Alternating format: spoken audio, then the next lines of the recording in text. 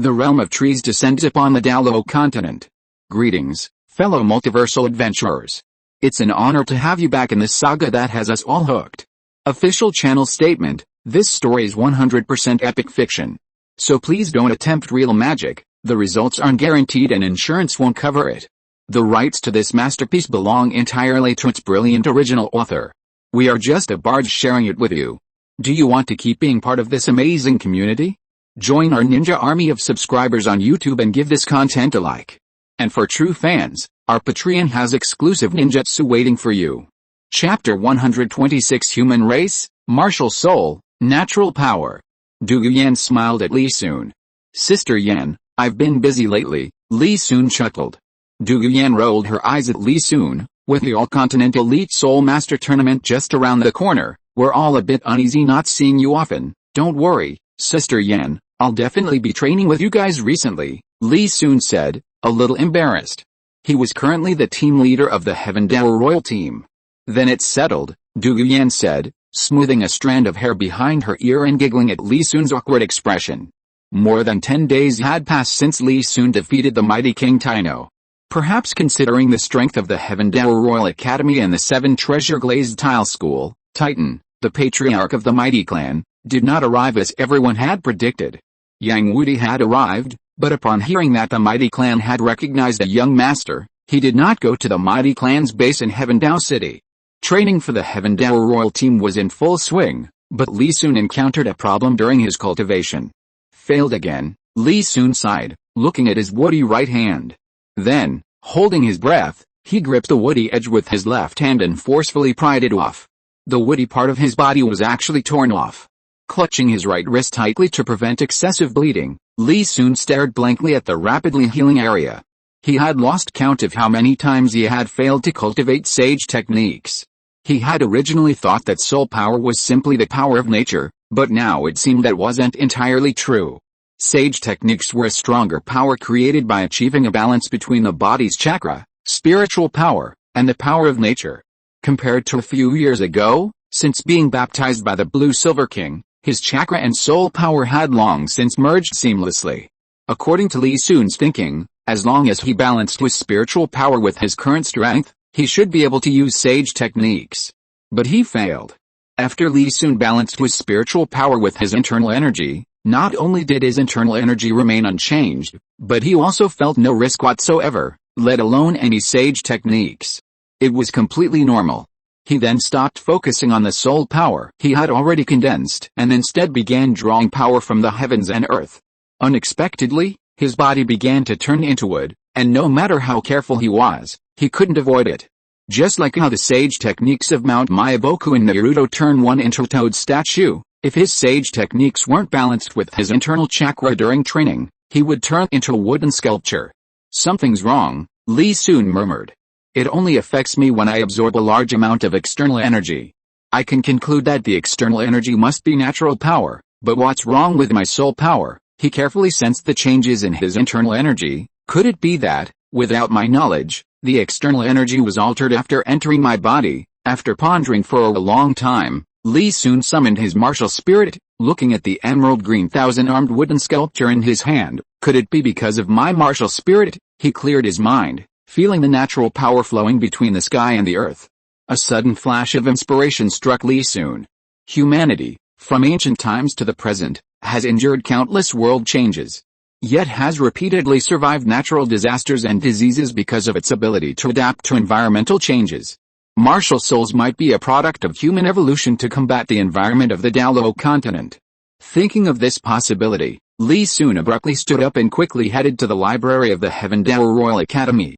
In Douluo, where martial prowess is paramount, libraries are not popular places among students. They prefer to practice their soul skills in their spare time. Only those with no hope of advancing their soul power enjoy learning more knowledge as a means of livelihood.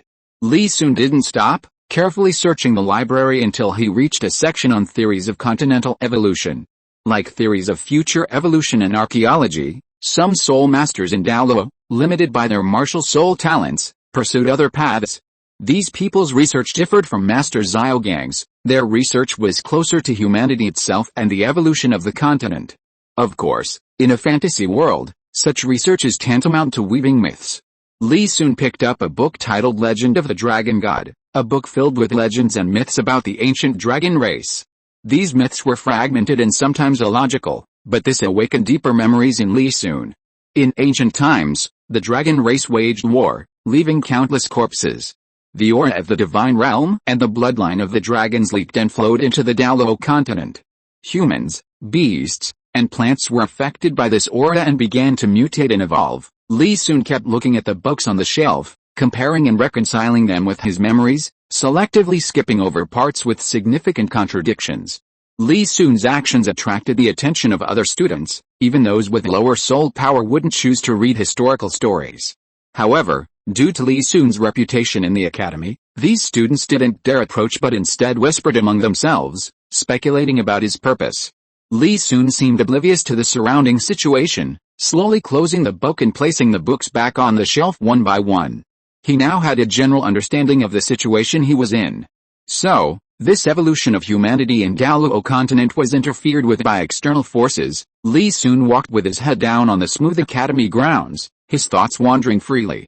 This evolution has nothing to do with natural human evolution, it came too suddenly, more like a forced choice by humanity. The dragon god's bloodline and the aura of the god realm were probably more like a disaster for humanity at that time. After all, even now, people might explode and die if they absorb a spirit ring beyond their level, let alone suddenly receiving higher level energy. It's inevitable that they would be affected. Li soon suddenly realized that these so-called dragons didn't seem to be creatures of this world. Invasive species carry large amounts of viruses or radiation, causing wild animals and plants to evolve. Humans, to adapt to the environment, developed martial souls, firstly, as a passive evolution, secondly, to fight off external spirit beasts, and thirdly, to convert external energy into harmless power to reduce negative effects. In ancient times, external energy was likely harmful to humans, but over the long years, this harm may have been neutralized or assimilated into the planet's own rules. However, martial souls have also become deeply ingrained in human genes over a long period. Li soon rubbed his head. He was truly experiencing a headache. If this was true, it meant that as long as his martial soul existed within him, the energy he absorbed would never be natural power.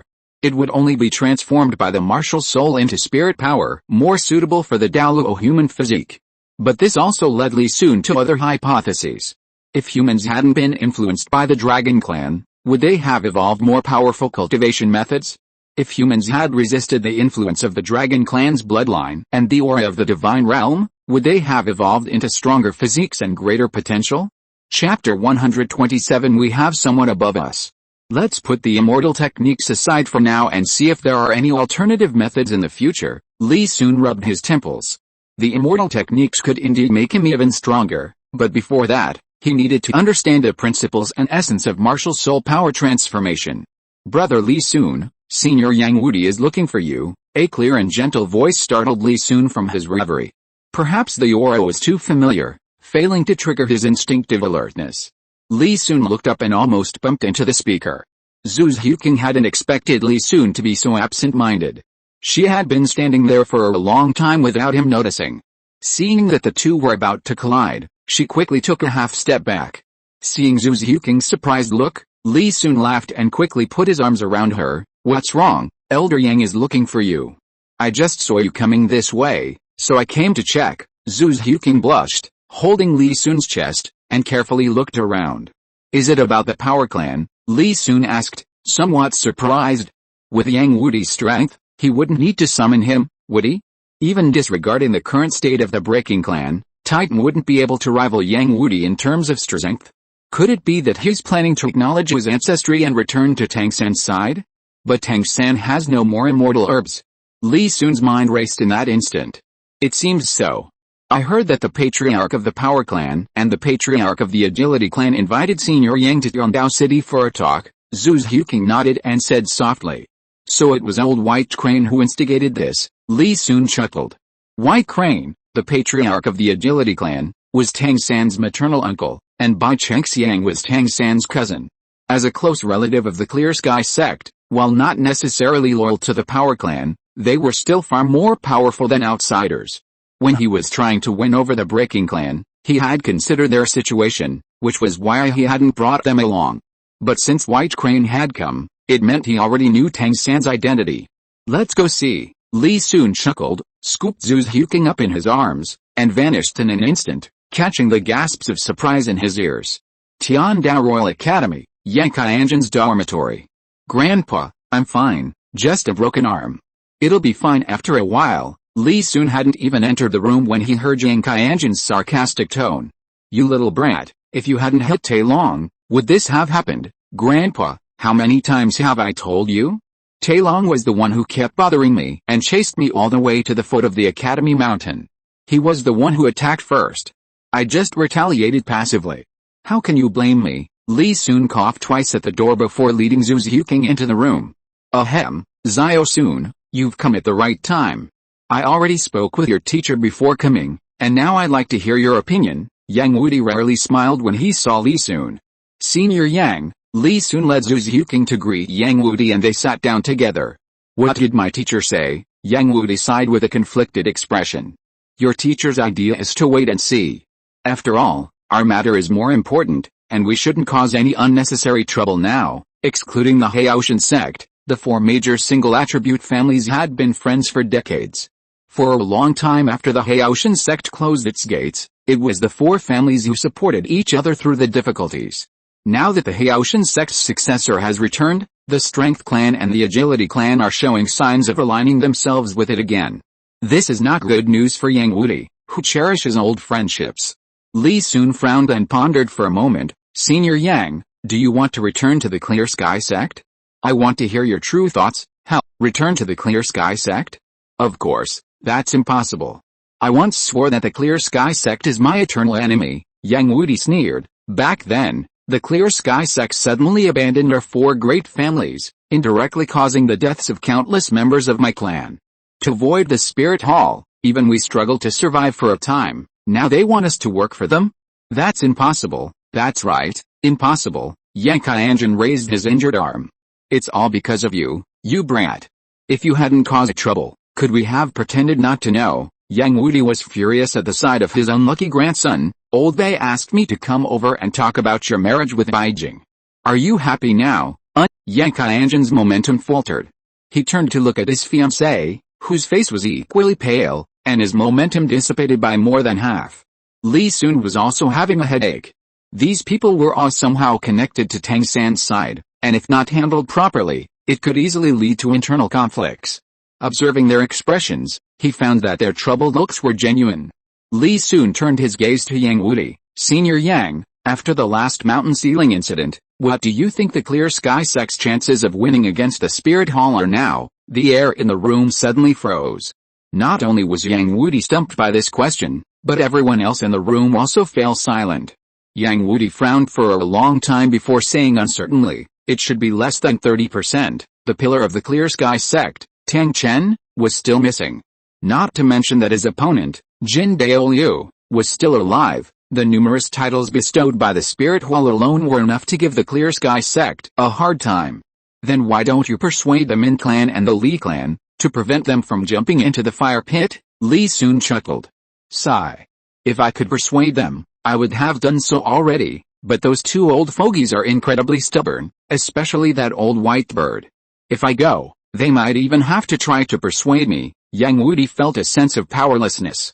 Well, there's nothing I can do then. Li Sun looked at Yang Wudi with some helplessness. I do have a plan, but it might seem a bit undignified to outsiders, and it might even cause the White Crane clan chief and senior titan to misunderstand you, but as long as this plan goes smoothly, I dare say that for a long time to come, the Min clan and the Li clan won't want to have anything to do with the Clear Sky sect. Misunderstand me. Yang Wudi became interested. I knew you had a lot of clever ideas. You tell me first. Li Sun glanced at Beijing, who looked completely bewildered.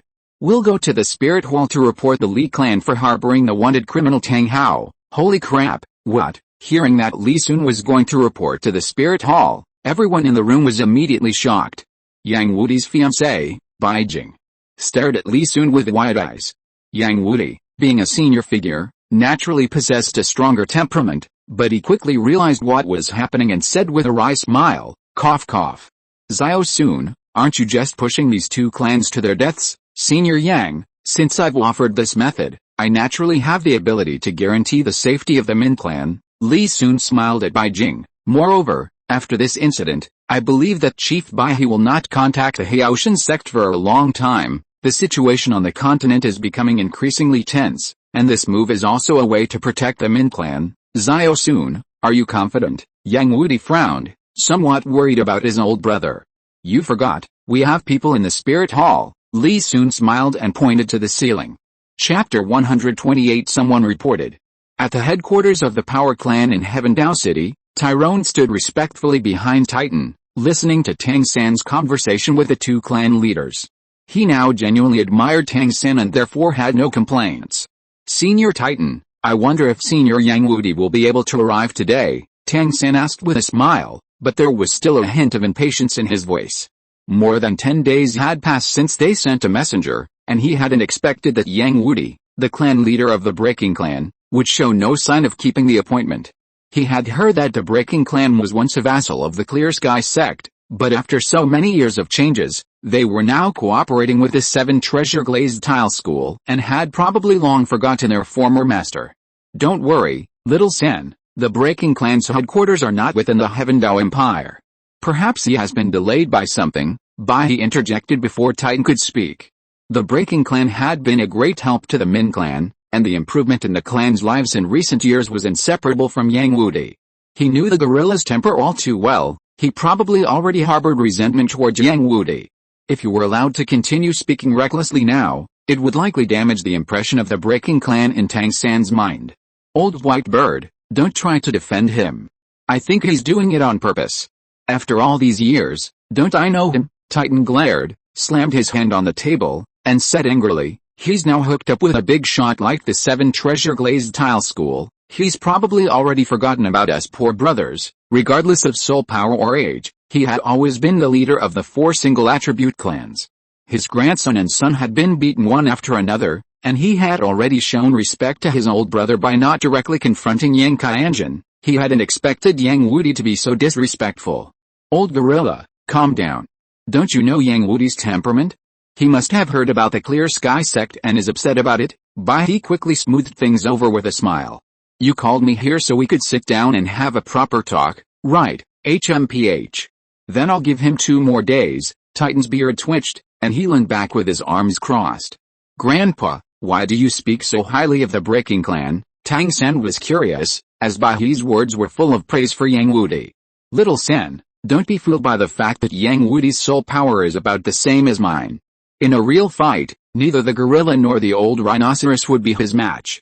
This isn't me belittling the Power Clan or the Defense Clan, it's just that the Breaking Clan's martial soul is that domineering. Bai He sighed softly. Most importantly, he's a loyal and righteous person. Over the years, he's helped us down on our luck old brothers a lot. Don't you think such a person is worth winning over? Senior Yang actually has such strength? Tang San was startled, and his previously uneasy heart immediately calmed down. Ever since Titan and White Crane recounted some of his past experiences to him, he knew the mission he was to shoulder. Now was the time for him to slowly gather his power, and if he could obtain the help of a strong person like Yang Wudi, it would undoubtedly be a great help to his future. Bai He nodded with a smile. Yang Wudi has many flaws and is somewhat stubborn, but his strength is undeniable. However, he harbors a deep resentment towards the Clear Sky sect, which may not be easily resolved. The reason the Great Gorilla and I arranged for you to meet him was to see his reaction. Tang San smiled slightly. Uncle, rest assured, I will definitely try my best to persuade Senior Yang to let go of past grievances. Actually, Yang Wudi has a weakness. If you can utilize it well, I believe that even without your request, he will willingly let go of his grudges. Bai He stroked his beard. Little Sen, I don't know your understanding of medicine, but I heard you once defeated Tylenol with poison, so you must be quite skilled. Yang Wudi is someone you'll find difficult to influence using either force or emotion, but if you mention medicine, he definitely won't budge. Tang San's eyes lit up. I didn't expect Senior Yang to have such a hobby. Grandfather, don't worry, if we're talking about medicine alone, I bet you couldn't find anyone on the entire continent who could surpass me. It was like a pillow delivered just in time. Possessing all the skills of the Tang clan, besides his hidden weapons, his most outstanding skill was medicine. If Yang Wudi was truly obsessed with this, then taking him down would undoubtedly be much easier. Little Sen, I wonder if you have any rarebs on hand? If you can offer a decent gift, it would undoubtedly be a good breakthrough, Bai said with a smile, stroking his beard. Their Min clan did possess a crystal blood dragon ginseng. Giving this herb to Yang Wudi would definitely open up a new situation instantly, but he had been tricked into coming here by the gorilla and hadn't brought it with him. This, Tang San smiled somewhat awkwardly. He had been poor since childhood, and only recently had he received a hidden weapon order worth 20 million gold soul coins. But such immense wealth inevitably comes at a price. He'd been working day and night assembling the equipment, and it still wasn't fully delivered. He had no time to spend money. Sigh. Then consider this a meeting with Yang Wudi, Bai sighed, not knowing what else to say. Even with his spirit speed, a round trip to fetch the medicine would take time, and Yang Wudi's arrival was uncertain. Getting him back to the clear sky sect this time seemed unlikely. Bai's persuasion improved the atmosphere considerably. But as time passed, the sun set in the west, and this relaxed atmosphere became increasingly unsustainable, until Titan's curse completely shattered the tension. Grandpa, Senior Titan, I have many things to attend to, so I won't stay any longer, Tang San said coldly, abruptly standing up. Although he valued Yang Wudi's skills, if the other party thought he could use them to toy with him, then he was seriously underestimating him. Moreover, he still had thousands of orders to deliver, and Yang Wudi hadn't shown up for over 10 days. He didn't have time to wait here. Little Sen, Bai said anxiously, quickly getting up to try and dissuade him. Titan's face was also unusually grim, his thick arms bulging with veins, as if he were trying to suppress his anger. I think that old bastard doesn't know what's good for him. Young master, if you have something to do, you should leave, then this junior will take his leave. Tang San cupped his hands in greeting to the two and turned to leave. Bai wanted to persuade him again, but Titan's words left him speechless. The 6th article of the Zhuangtian treasure record, even if Mount Tai collapses before you, do not change your expression. Even if the Yellow River bursts its banks, do not be alarmed. Tang San left the Power Clan's residence with a somber expression, silently reciting the general principles to ease his mind. Tang San headed straight towards the academy. But before he reached the intersection, he suddenly heard a loud, piercing sound coming from the Power Clan's residence. Turning back in confusion. Someone reported you for harboring a wanted criminal by the Spirit Hall. Come with us now. Suddenly, a seductive yet piercing voice rang out from above the mansion. Immediately afterward, Tang San saw a glamorous man clad in golden armor slowly descend from the sky into the courtyard.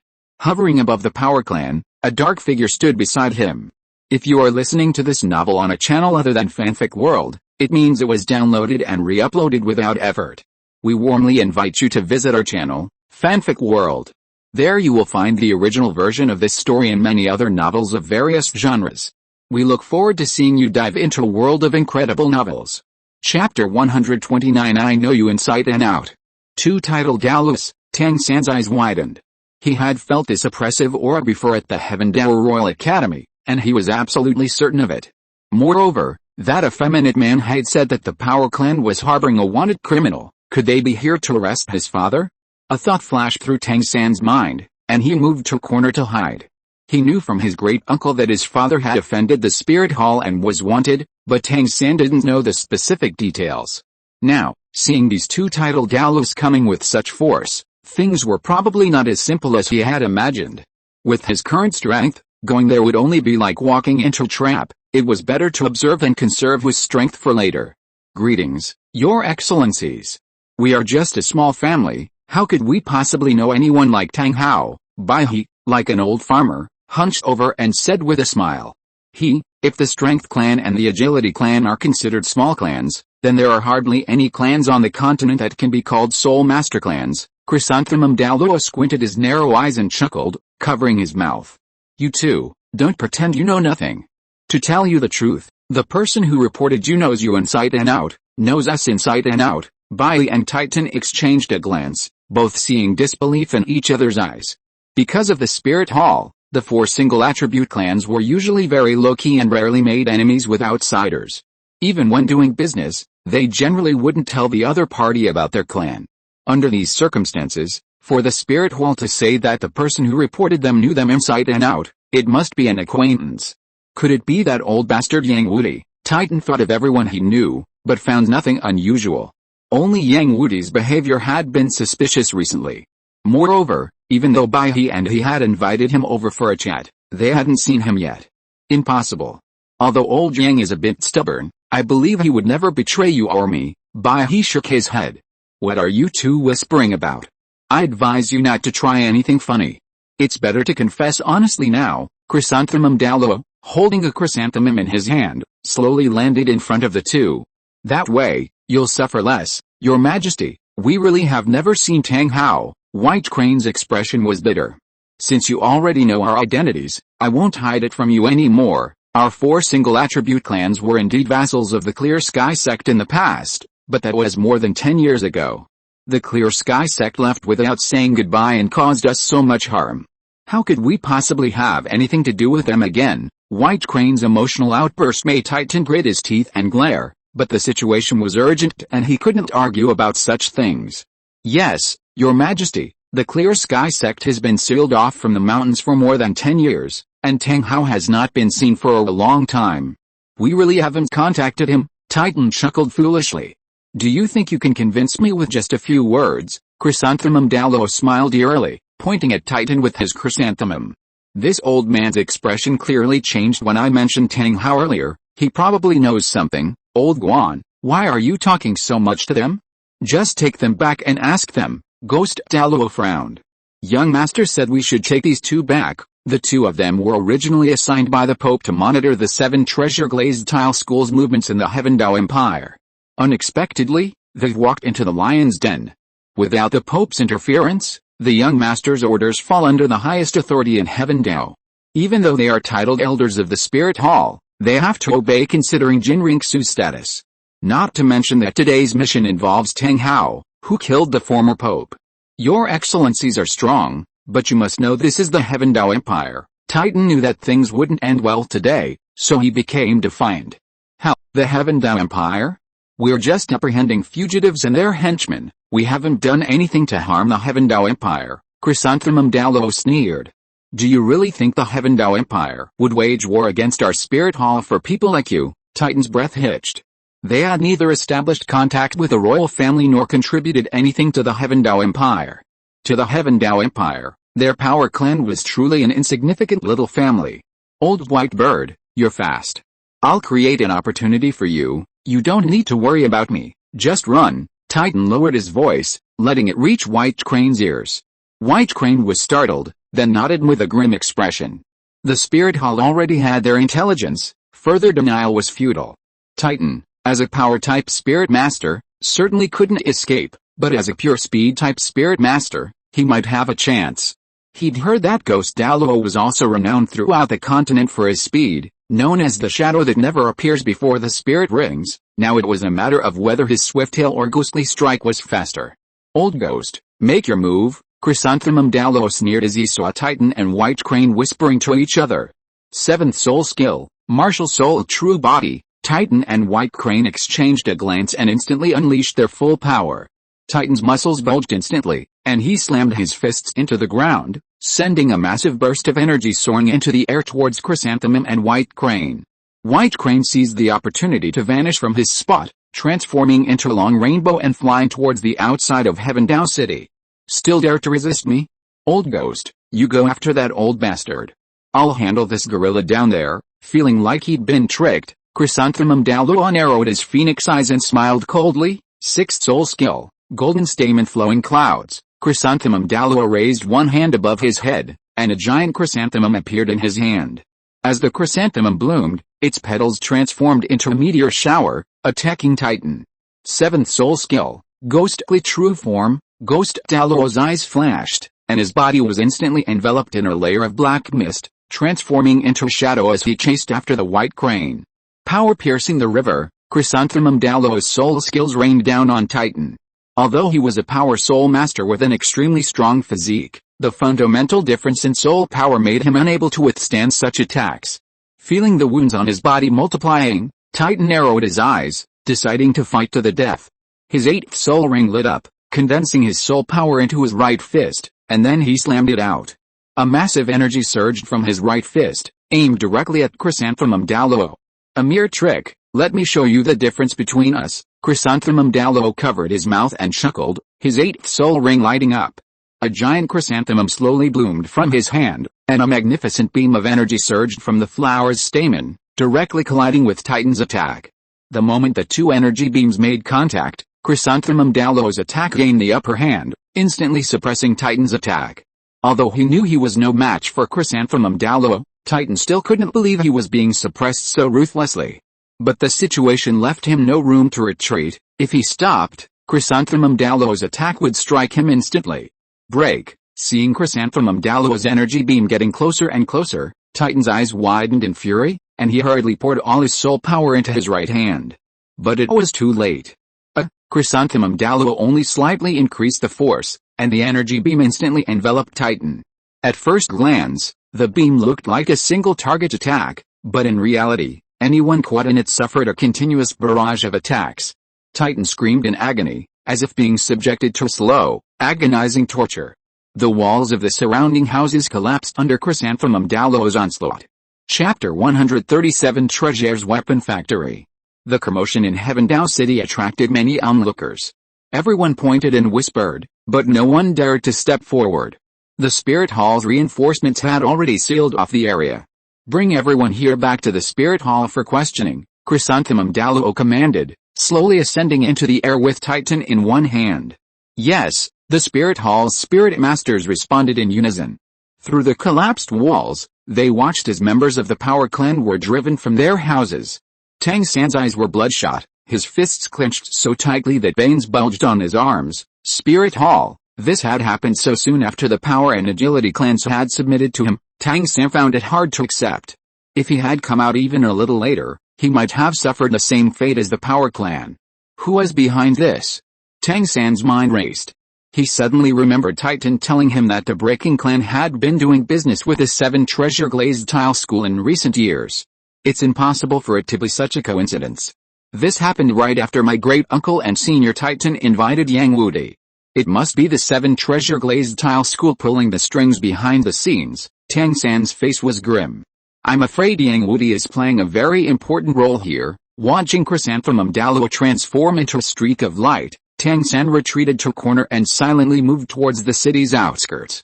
Now that the entire Power Clan had been arrested, although not many of them knew him yet, there was a risk that some weak-willed individuals might betray him. He needed to find a place to hide and observe how things developed. The Spirit Hall's open arrest of Soul Masters sparked heated discussions in Heavendao City. Some said it was a provocation against the Heavendao Empire, while others expressed support for the Spirit Hall. Of course, those who supported the Spirit Hall were mostly Soul Masters. After all, these people had benefited from the changes the Spirit Hall had brought to their lives, and as long as their own interests weren't affected, they naturally had no reason to oppose the Spirit Hall. However, no matter how they discussed it, the Heavendao royal family didn't issue any statement, as if they knew nothing about it. At Crown Prince Zhu King's residence, Qian Renxue flipped through the memorials in her hand, not even looking up, and said, Uncle Shi, has anyone from the Power Clan revealed Tang Hao's whereabouts? No, I don't know if it's due to the influence of their martial spirits, but those people are very stubborn. Serpent Spear Douluo shook his head. Of course, we can't rule out that the lower level people genuinely don't know. Besides Titan, let's release those who are unimportant. Keeping them around is just a waste of food, and it will also prevent the public from reacting too strongly. Approving the memorials in her hand, Qian Renxue slowly stretched, revealing her graceful curves. There have been countless memorials about the Spirit Hall these days, but he has intercepted them all here, which is why the royal family hasn't been too agitated about the Spirit Hall's arrest operation. What about the Min clan? Serpent Spear Douluo asked hesitantly. Don't worry about him for now. What he knows, the Power Clan naturally knows too. Qian Renxue shook her head. Even Ghost Douluo's speed couldn't catch up with that white crane. Sending someone else will be the same. Should we hold Ghost Douluo accountable, Uncle Shi? Ghost Douluo and Chrysanthemum Douluo were sent by His Holiness the Pope. I can use them, but let's skip the accountability. Qian Renxue chuckled. How is the investigation going with that boy who's been going to the Power Clan these past few days? That boy's real name is Tang San. His spirit is Blue Silvergrass. He's a student at Blue Tyrant Advanced Academy. He came to Heavendao City with Shrek Academy a while ago. With the Heaven Dao Empire and the Spirit Hall as massive machines, Tang San's information, including that of Shrek Academy, was easy to investigate. Serpent Spear Douluo explained all this to Qian Renxue. Blue silver grass? He fought with Tyrantino. Qian Renxue was taken aback. She had thought that the boy who had been going to the Power Clan these past few days would have some connection with the Clear Sky sect or the Power Clan. Then let's ignore him. Qian Renxue immediately lost interest. Xiaogang, does Li Sun know more about this? Serpent Spear Douluo pondered for a moment and said. Perhaps, but don't worry, the stronger his relationship with the Spirit Hall, the greater the conflict with the Clear Sky sect will be. Qian Renxue looked out the window towards the Heaven Dao Royal Academy and smiled faintly. If something really happens, I believe you'll be even more anxious than I am. In a village not far from the 7 Treasure Glazed Tile School, Brother Ningyun, has Tang San delivered the follow-up orders. Li Sun and Ningyun slowly walked towards the weapons processing plant set up by the 7 Treasure Glazed Tile School. We still need 1,000 huge crossbows. He said they'd arrive in the next couple of days. Ningyun was clearly dissatisfied. I don't know what was wrong with him recently. This time he's overdue for more than a month. Even the teachers at the academy can't contact him. Making money isn't that easy. If he doesn't follow the rules, we'll deduct some penalty money. Li Sun chuckled. He wondered how Tang San would react when he found out he had been penalized. Suddenly, a thought flashed through his mind. It seemed he could actually use this opportunity to stir up some trouble. Of course, the main thing was to keep Qian Renxue and Bibi Dong's group from being idle. People who are too idle tend to overthink. He needed to prevent them from focusing their attention on the 7 Treasure Glazed Tile School, lest they find it difficult to fish in troubled waters later. Alright, since he's not punctual, then I won't be polite. Ningyuan swept away his previous dissatisfaction and calculated in his notebook how many gold soul coins to deduct from Tang San. The 7 Treasure Weapon Factory was extremely expensive, and after operating for so long without any output, with the factory director Li Sun neglecting his duties, he, as the deputy director, was under immense pressure. Li Sun smiled and shook his head. How's the deciphering of the hidden weapons going? Some simple hidden weapons can already be made, but mechanical hidden weapons like this huge crossbow will take some more time. Ningyuan looked at Li Sun and scratched his head. Everyone hasn't dealt with these kinds of things before, so their thinking is a bit slow. Brother Ningyuan, I didn't mean to rush you. Li Sun waved his hand, listening to the frantic hammering in the factory. But these people really need to change their mindset. Let the carpenters start. Make a 10 times sized model of this huge crossbow, then compare it with the assembled one. Figure out the internal mechanisms first. Ningyuan nodded and noted it down. Li Sun smiled at Ningyuan's serious expression. The young man who awakened his martial soul back then was now much more composed. Truly, one's perspective is determined by one's position. Brother Ningyuan, how are the children? Li Sun asked earnestly. I assigned these kids based on their interests and abilities. They're currently in their apprenticeship. Ningyuan twirled his pen, hesitating for a moment. Xiao Sun, I know you want to give these kids a way to make a living, but aren't there too many people? The 7 Treasures Weapon Factory is already overstaffed. He'd calculated that even if half of them were retained after production began, it would be more than enough. Brother Ningyuan, I didn't recruit these people to be blacksmiths or carpenters' apprentices. Li Sun stopped and walked towards the staff dormitory. These kids are either orphans without soul power or children from ordinary families who failed their martial soul awakening. Their thirst for power is unparalleled. These weapons are a tool to widen the gap between them and soul masters. My goal is to train them to be weapon researchers, specifically responsible for weapon development, not to train more laborers. I need them to use their creativity to make stronger and more sophisticated weapons, not to stagnate based on Tang San's hidden weapons. Chapter 131 Pioneering and Creation. It wasn't yet time for daily work, and apart from a few factory workers, there were hardly any children to be seen. A quick inquiry revealed that most of the children were already inside the factory preparing for their work. That's how it was for children in impoverished times. If they could learn a skill, they were more diligent than their masters. Brother Ningyun, send someone to gather all the children from the factory, Li Sun said, looking around the factory dormitory. He found it was even better built than he had planned. The accommodations were comparable to those of a well-off family by today's standards. He had only acted on a whim and hadn't put much effort into it. The current state of affairs was beyond his expectations, and he could only marvel at the 7 treasure glazed tile school's wealth. Soon, a large group of children followed Ning into the open space in front of the dormitory. 2,500 children gathered together, a sea of people. Even with Li Sun's current state of mind, standing on the makeshift platform looking at the dense crowd below, he couldn't help but feel a surge of excitement. Many of you may not know me, so let me introduce myself. My name is Li Sun, and I'm the factory manager. Li Sun looked at the increasingly excited children below, cleared his throat, and slowly amplified his voice with his soul power. I'm also a disciple of Ning Fengzi, the sect master of the 7 treasure glazed tile school. Upon hearing this, the children erupted in a clamor, whispering amongst themselves, their expressions filled with excitement as they looked at Li Sun. They hadn't expected that this place, their future livelihood, would be suggested by a boy roughly their age. Most of them were orphans or children from impoverished families. If their lives had followed their original paths, a small portion of them might not have survived to adulthood. Even if they were lucky enough to survive childhood, a happy life wouldn't necessarily await them.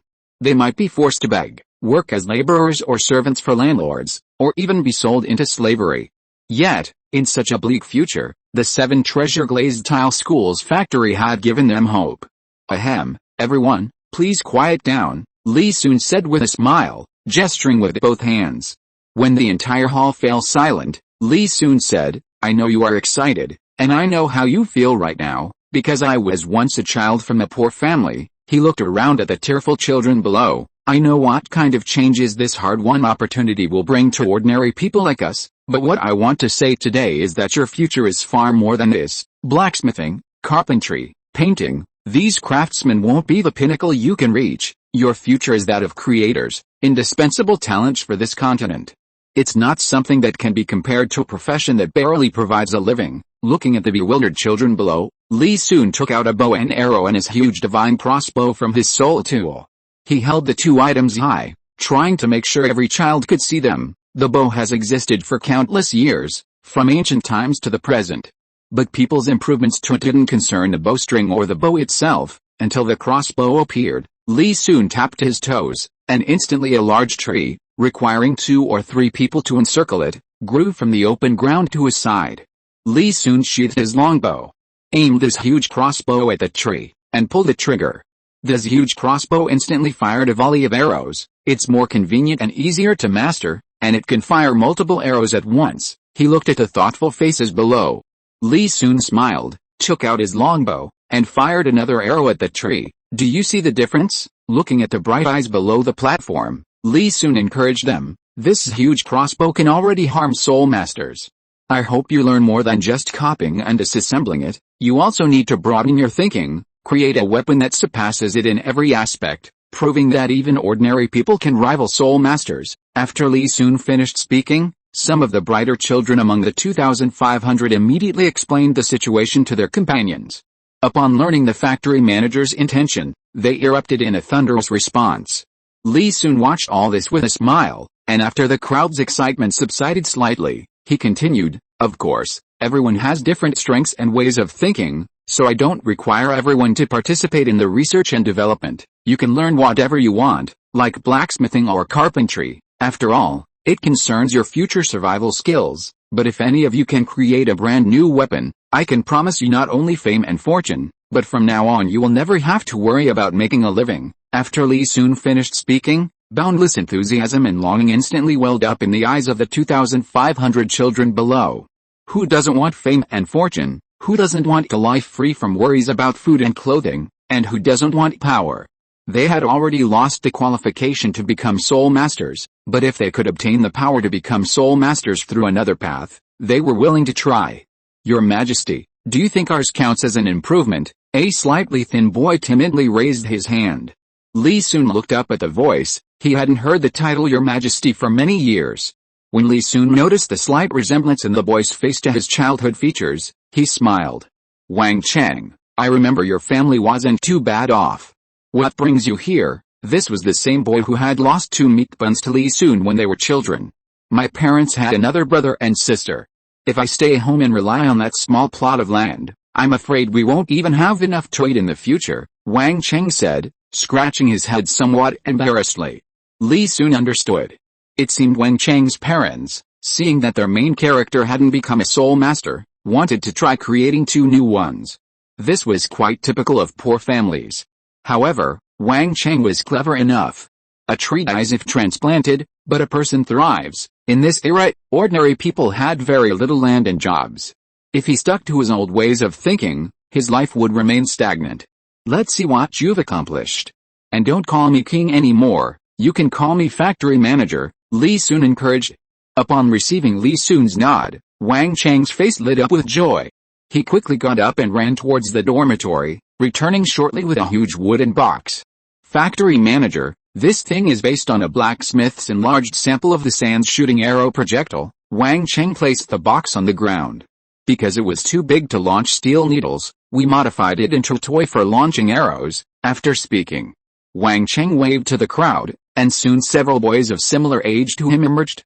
Li Sun looked closely and noticed that 2 of them were from Gurong village. The boys gave Li Sun a shy smile, not daring to speak, and quickly got to work, assembling the arrows in no time. Then they attached a small piece of gunpowder with a fuse to each arrow. Isn't this the swarm of rockets from the Ming dynasty? Li Sun stared at their actions for a moment, then burst into laughter. Chapter 132 Tang San's breach of contract penalty. The swarm of arrows was a pinnacle of Ming dynasty firearms. Unlike more sophisticated concealed weapons, it relied entirely on gunpowder to propel arrows. The number of arrows loaded was not fixed, depending on the size of the launch tube, with most being around 32 or 49. To attack, simply lighting the fuse would launch all the preloaded arrows at an extremely high speed. With further modifications, such as using an iron cast outer tube, it could also fire lead bullets.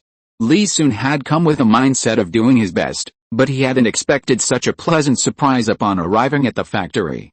In a few more years, the disciples of the 7 treasure glazed tile school would be fully armed, each carrying a swarm of arrows. Who wouldn't be terrified? Li Sun watched as the young men lit the fuse, and the arrows shot out like rockets, nodding in approval. Because the kinetic energy provided by the gunpowder was insufficient, the arrows didn't travel very far, and Wang Cheng and the others looked at Li Sun with some trepidation. Although this weapon isn't exactly sophisticated, it's crucial for future development. Li Sun clapped his hands with a smile. You've done a great job. This is a pioneering product.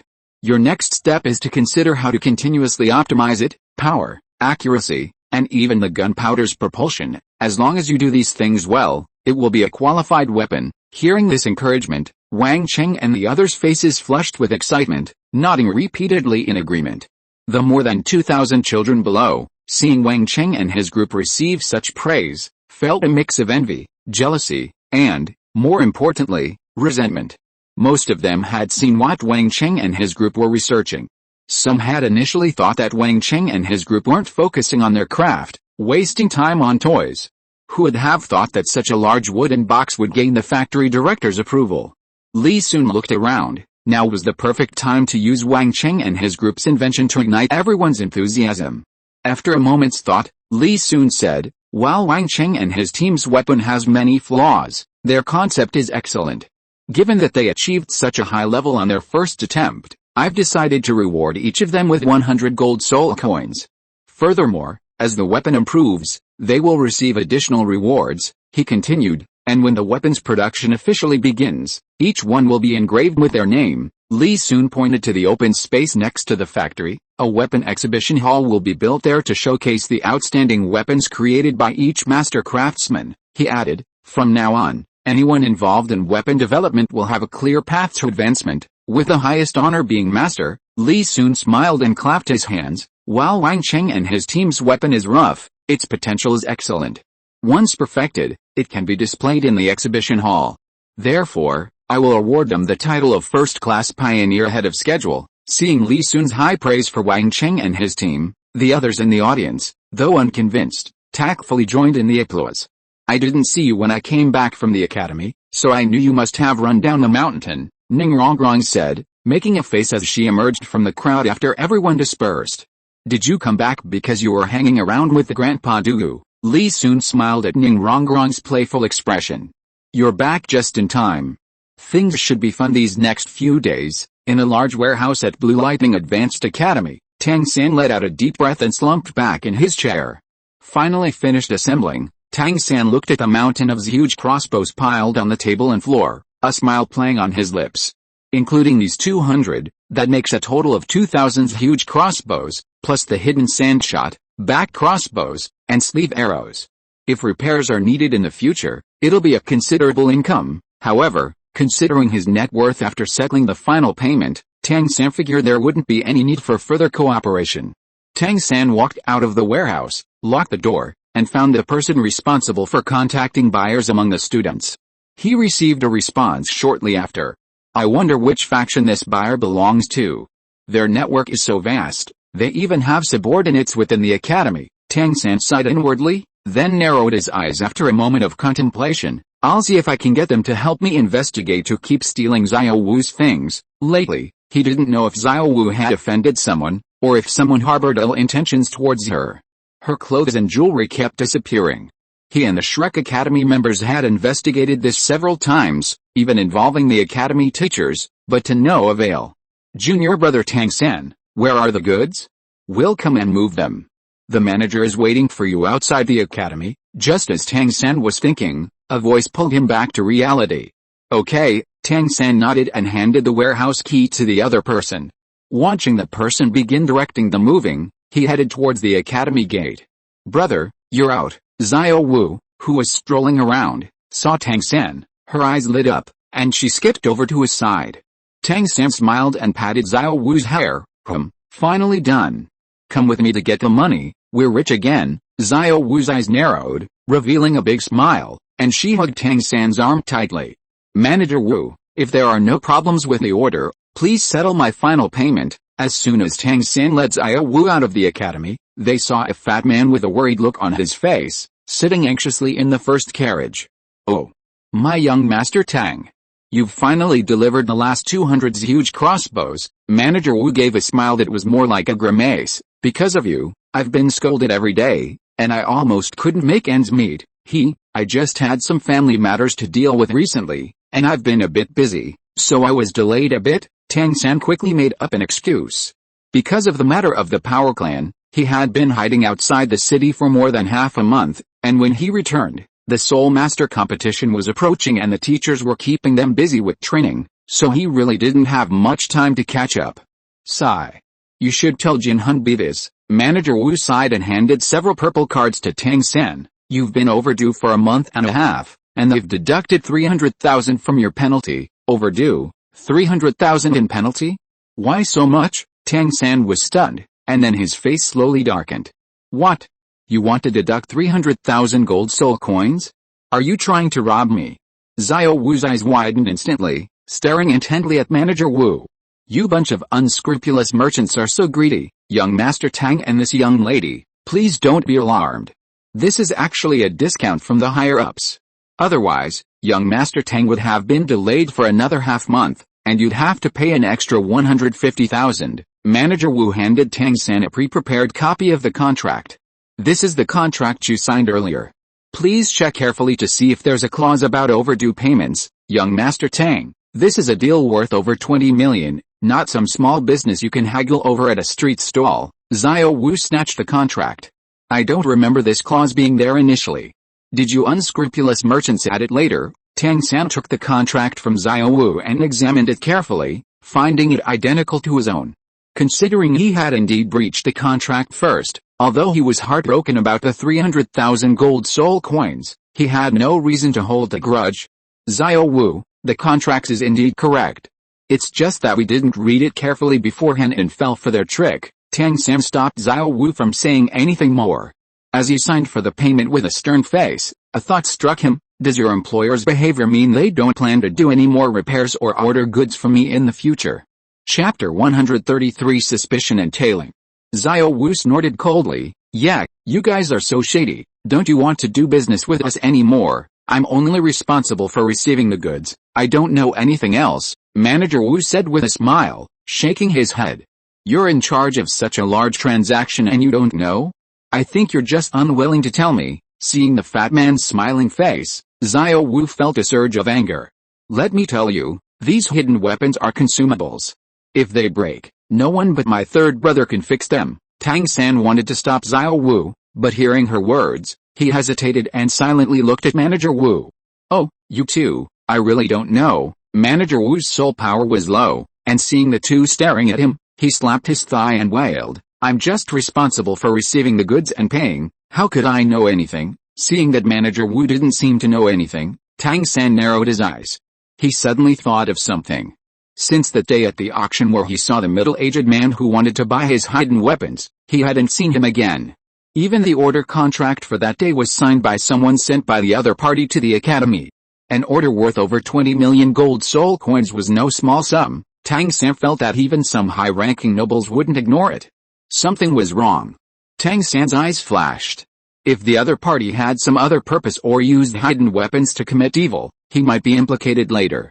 Since you don't know either, then forget it, Tang San sighed, pulling Xiao Wu, who was still about to speak, towards the academy. Manager Wu, if the goods are fine, we'll be leaving now. Oh, it's alright, it's alright. Manager Wu, seeing Tang San and Xiao Wu disappear from sight, quickly wiped the sweat from his face, called to the porters, and then got into the carriage and left. Brother, are you planning to follow them and see? Hearing the carriage disappear into the distance, Xiao Wu and Tang San peeked out from behind the academy wall. Tang San nodded, watching Manager Wu's retreating figure. A deal worth over 20 million gold soul coins. How could their master possibly entrust such a large sum to this manager? It must be a cover-up. Shall we follow him and see? Xiao Wu suddenly realized, then watched the slowly departing carriage with interest. She was just lamenting having nothing to do all day. Anyone who can come up with such a large sum of money must have considerable influence. To avoid any accidents, Xiao Wu, go find our teacher and Dean Flander. A cold glint flashed in Tang San's eyes. Tang Clan's hidden weapons must never fall into the hands of those with ill intentions. Tang San followed Manager Wu all the way to the backyard of a small merchant guild in Biandao City. Manager Wu, with a smile, bowed to an old man before him and said softly, Master, this batch of goods has been counted, and I've settled the payment with that kid. Finally done. Old Wu, you've worked hard lately. The old man smiled. I'll send the goods away now. After saying that, the old man instructed several workers to take some goods out of the warehouse and load them onto several carts. Tang San carefully observed from the wall and discovered that these goods were those huge crossbows he had delivered a few days ago. I want to see where these people are going to take my huge crossbows. A shadow flashed in Tang San's eyes. However, he didn't overestimate his abilities. The other party's power was clearly not that simple. It was better to wait for Dean Flander and the others. Thinking of the Dean's cat-owl martial soul, Tang San and the others leaped to a high place to act as a signal. Soon, a dark shadow rushed in from the sky. What's going on? Xiao San. Flander landed beside Tang San and asked in confusion. When Xiao Wu found him, he was discussing the upcoming Soul Master competition with Yu Xiaogang and Liu Erlong. He initially didn't want to get involved. After all, people pay for your things, why should you care where they use them? But Xiao Wu mentioned that the other party had deducted 300,000 gold soul coins as a penalty for breach of contract from Tang San. Flander was immediately shocked and rushed over. Dean, I've noticed these people buying this huge crossbow are acting suspiciously. To prevent them from using it for evil, I want to see where these hidden weapons will ultimately end up. Tang San frowned, intently watching the situation below.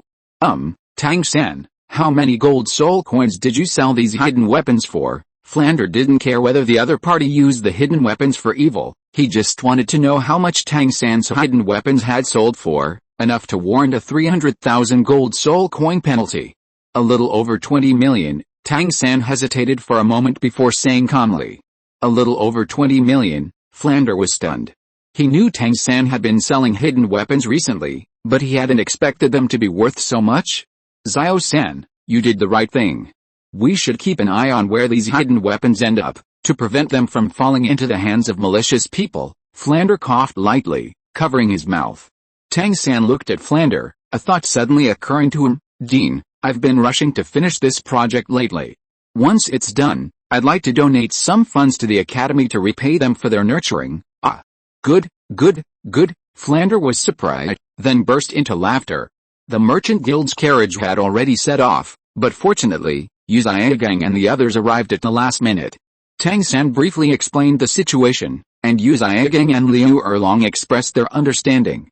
The carriage traveled through several places, picking up other caravans and goods along the way before finally leaving Yongdao City.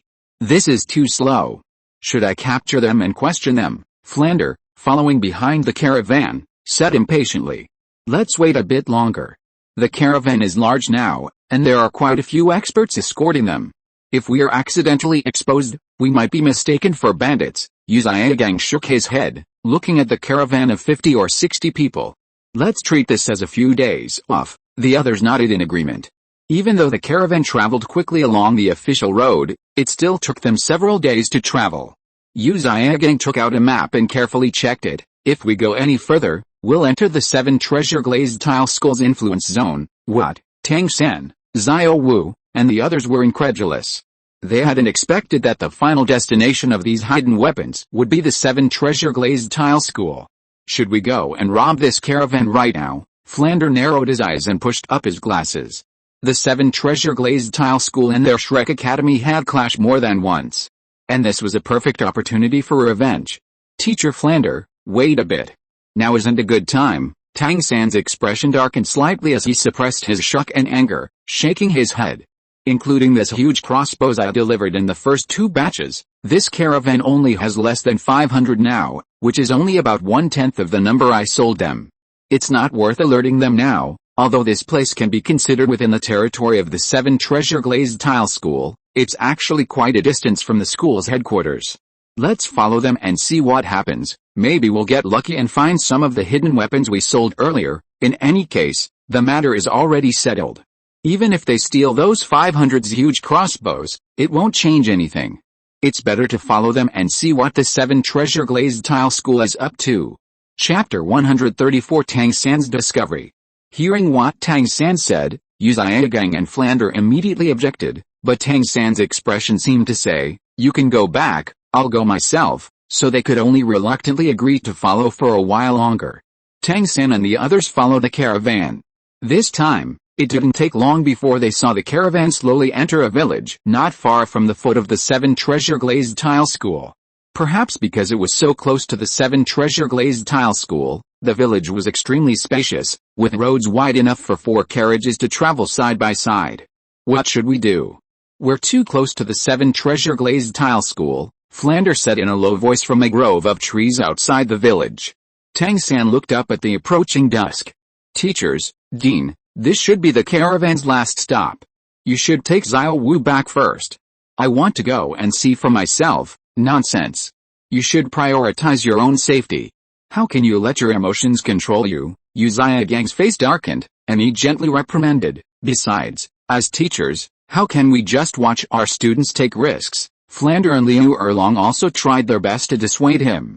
Teachers, I must do this, even if you try to stop me. Tang San's eyes were cold, unmoved by Yu Xiaogang's reprimand or Liu Erlong and Flander's objections. Sigh, Yu Xiaogang looked at Tang San, knowing that no amount of persuasion would change his mind. He sighed deeply. Since you insist on going, then I, as your teacher, will risk my life to accompany you. However, this place is too close to the 7 treasure glazed tile school. We cannot linger here. Tang San looked at Yu Xiaogang with complicated emotions.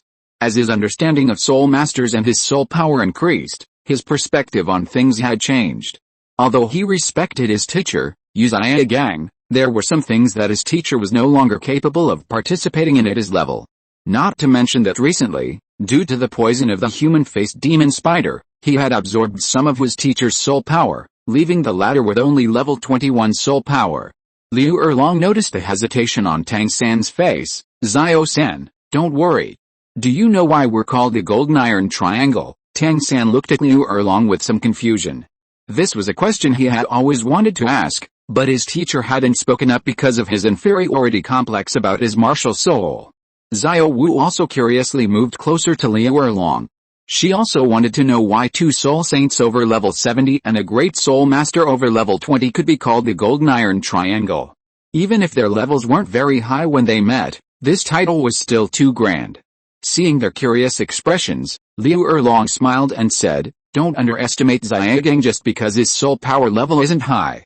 He's the brain of the 3 of us. The 3 of us splitting up isn't much, but when we're together, We can use a 3-person spirit fusion technique that's extremely rare even on the continent, a spirit fusion technique. Tang San and Xiao Wu were taken aback, they'd never heard of this skill before.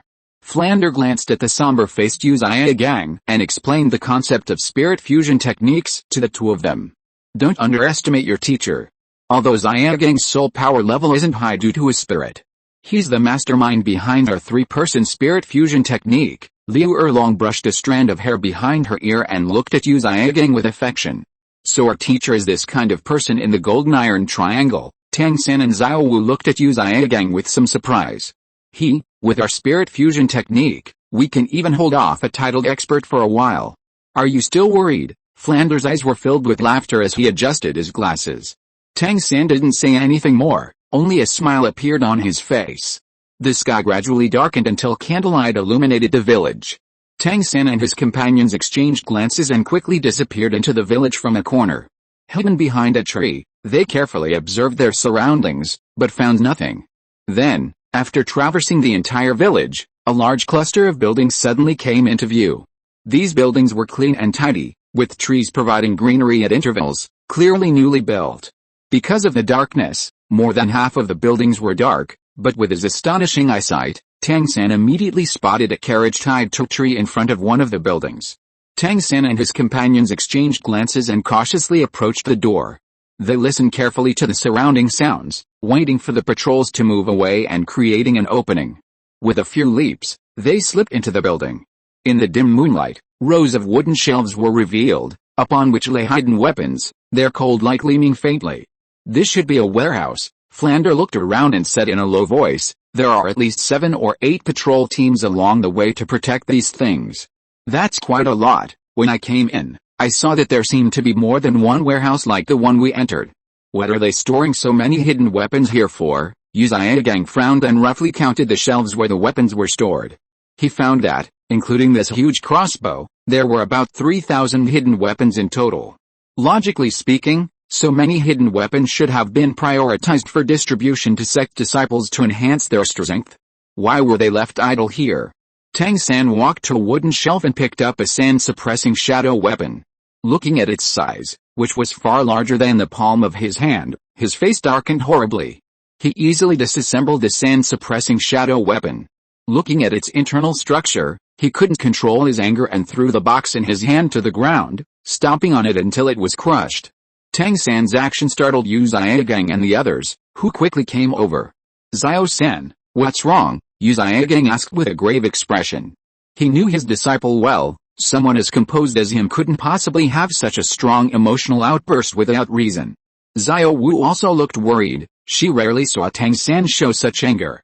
Third brother, what's wrong? The 7 treasure glazed tile school is trying to break my hidden weapon. Tang San launched another hidden weapon, a sand smoke projectile, from the shelf. The box creaked from the force. The others stared at the small box in Tang San's hand, completely bewildered. Those who frequently interacted with Tang San were familiar with his hidden weapons, and they couldn't discern anything unusual about the box's appearance. Seeing their confusion, Tang San took out a sand smoke projectile he had made himself from his soul tool and held both up to their eyes. Can you see it now? I can see it. The ones on the shelf are clearly larger, Xiao Wu exclaimed, her eyes wide. The others also realized what was happening. I leave 1 or 2 interlocking clasps inside the mechanical hidden weapons I make. That way, even if someone gets hold of the parts and tries to assemble them or disassembles them to check, they won't be able to reassemble them successfully, and might even damage them if they were not careful. Tang San put the 2 hidden weapons into his soul tool, gritted his teeth, and scanned the warehouse. But the 7 treasure glazed tile school actually increased the size a bit to bypass the positions of the interlocking clasps I left. Despicable. Xiao Wu's eyes flashed with anger as she cursed hatefully. Xiaogang, Flander, and the other 2 exchanged glances, unsure how to persuade him. Although they knew Tang San's hidden weapons were incredibly powerful, they didn't really understand the specifics. So what do we do now? I'm going to destroy this whole place. Tang San walked to his huge crossbow that clearly showed signs of being a replica and examined it carefully. Xiao-san, are you crazy? This place is so close to the 7 treasure glazed tile school, if we're not careful, we might not even have a chance to escape, Flander exclaimed, looking at Tang San in disbelief. Unfazed by the astonished looks of the crowd, Tang San said, I just checked. They still have 2 or 3 steps to go before they can crack this huge crossbow. I can't just let them succeed for nothing. Tang San took out a small bottle of potent fire oil and sprinkled it on several adjacent wooden shelves. The Tang clan's hidden weapons were not to be stolen by outsiders, especially their countermeasures. What about the other warehouses? Xiaogang sighed softly, looking at Tang San's determined gaze. Chapter 135 Arson. Tang San led the group carefully out of the warehouse. Looking at the brightly lit buildings in the distance, a ruthless glint flashed in his eyes. He knew just by looking at these buildings that the craftsmen responsible for manufacturing hidden weapons lived there. But there were simply too many of them. The 7 treasure glazed tile school, the rest we'll deal with later. Tang San looked up, closed his eyes, and took a deep breath. Let's go. Xiao Wu had never seen Tang San with such an expression before, and her heart ached. Looking at the surrounding buildings, she felt an overwhelming sense of disgust. The group dodged several patrol teams, went to 2 more warehouses, and then focused their attention on a large factory not far away. Flander looked around. There are 6 factories in total. To avoid wasting time, let's split up, Tang San nodded. As a Soul Saint level expert, Flander's presence definitely limited his mobility. Seeing Flander leave, the group immediately began to move. But just as Tang San and the others ran towards the last 2 factories, an unexpected event occurred. Because of his lower cultivation level, Xiaogang's movement speed was slightly slower, and he accidentally made some noise while dodging the patrol team. Tang San and the others froze, their hearts skipping a beat. Who? The patrol team was instantly startled, and the 4 of them cautiously moved towards Tang San and the others' location. Who is it? Don't joke around, come out now, or we'll catch you and I'll send you to your captain. Tang San exchanged glances with the others, put a finger to his lips, and signaled them to be quiet. Old Li, could you have misheard? One of the patrol team members muttered quietly. Another team member was also puzzled. It can't be, right? Was I the only one who heard it? Actually I heard it too. Do you think it could be something like that? The team member's timid suspicion immediately frightened the other 3, who quickly huddled together, raising their gongs. It's okay. The 4 of us are strong. Together we're immune to all evil. More than anything, I'm afraid of being sent back to prison to be executed. Who isn't afraid of that? As long as I hold on for another year or 2, I can be spared a death penalty. Mentioning imprisonment and the death penalty, the group's courage increased considerably.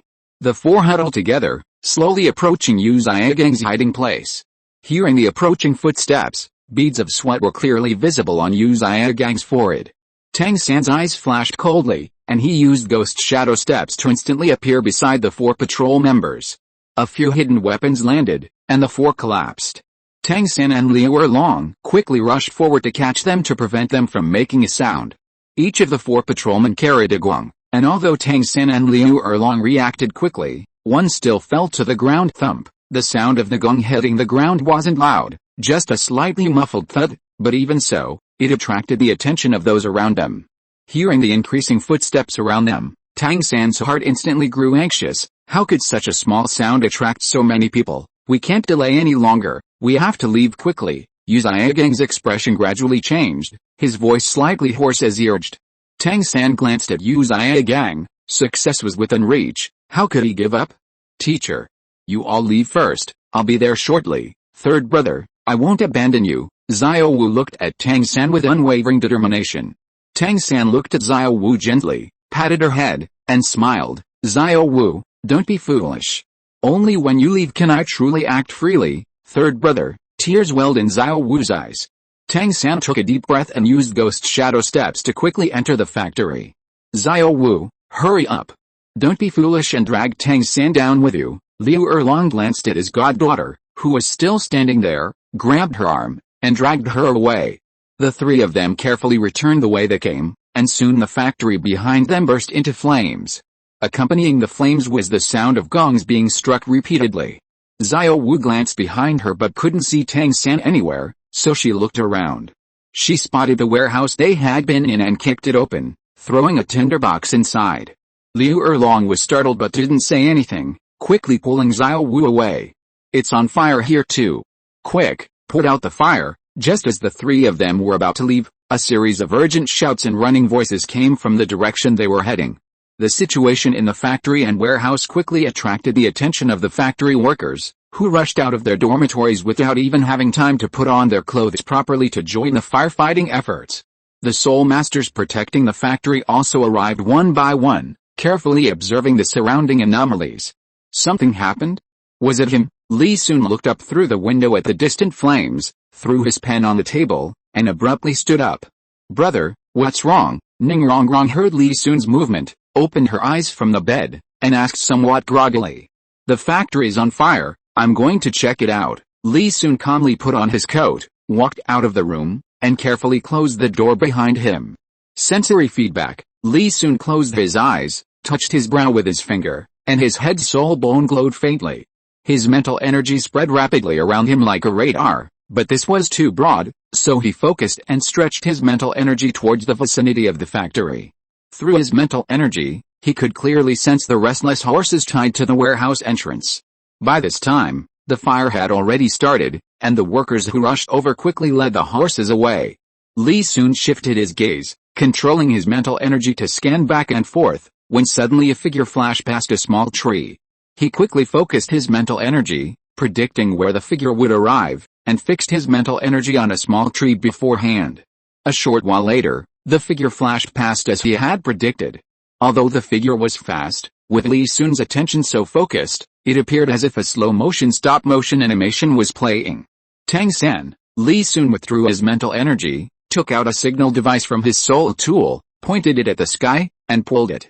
A dazzling burst of fireworks suddenly erupted from the sky. Factory manager, someone has discovered the bodies of 4 ordinary prisoners and 2 death row soul masters. Ning Yuan, dressed entirely in black, ran over. Although the fire has been mostly brought under control by soul masters, 1 processing plant and 3 warehouses are still severely damaged. Ning Yuan approached Li Sun, wiping the ashes from his face. There were 2 groups of people who came.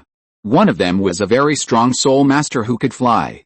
Our personnel responsible for protecting the factory were no match for him, and the death row inmates were instantly killed. So many people died?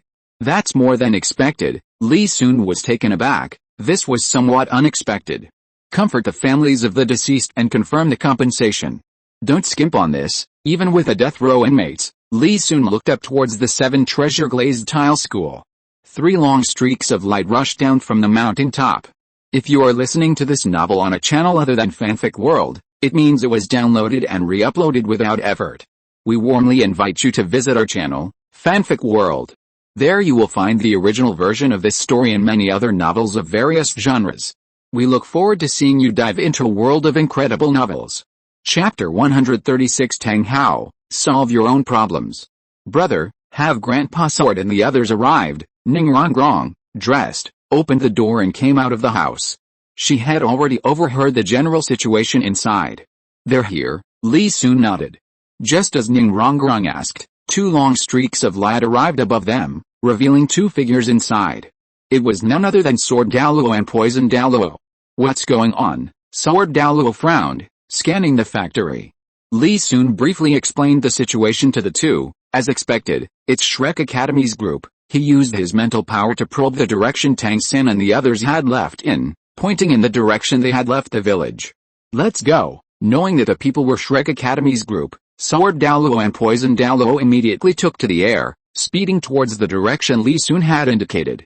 Seeing Li Sun ascend, Ning Rongrong quickly reached out her hand. Brother, take me with you. Seeing Li Sun hesitate, Ning Rongrong added, Brother, don't forget, besides support, we also have a spirit fusion skill. Hearing about the spirit fusion skill, Li Sun's heart stirred. He and Ning Rongrong had discovered their spirit fusion skill when Ning Rongrong consumed the immortal elixir, but so much time had passed that they hadn't had the opportunity or occasion to use it, and he had almost forgotten about it. Ning Rongrong tilted her head back, shaking her little head. As the only strong control skill she could use besides support, how could she forget it? Alright, let's try out this skill this time. Li Sun laughed, landed, picked up Ning Rongrong, and chased after the direction Sword Douluo and the others had gone. Xiaogang breathed a sigh of relief when he saw Tang San return. Xiao-san, you're finally back. Xiao Wu also excitedly rushed into Tang San's arms. Tang San, holding Xiao Wu, gently patted her back. Is Dean Flander back, you brat? If it weren't for covering for you, I would have come back long ago." Suddenly, a whooshing sound rang out, and Flanders' figure instantly appeared before them. "Thank you, Dean." Tang San smiled and nodded at Flander. He had just been wondering why there were no soul masters among so many people in the factory. It turned out they had all been lured away by Flander. "Hurry up, the 7 Treasure Glazed Tile School will probably react soon." Seeing everyone gathered, Xiaogang's grave expression eased slightly.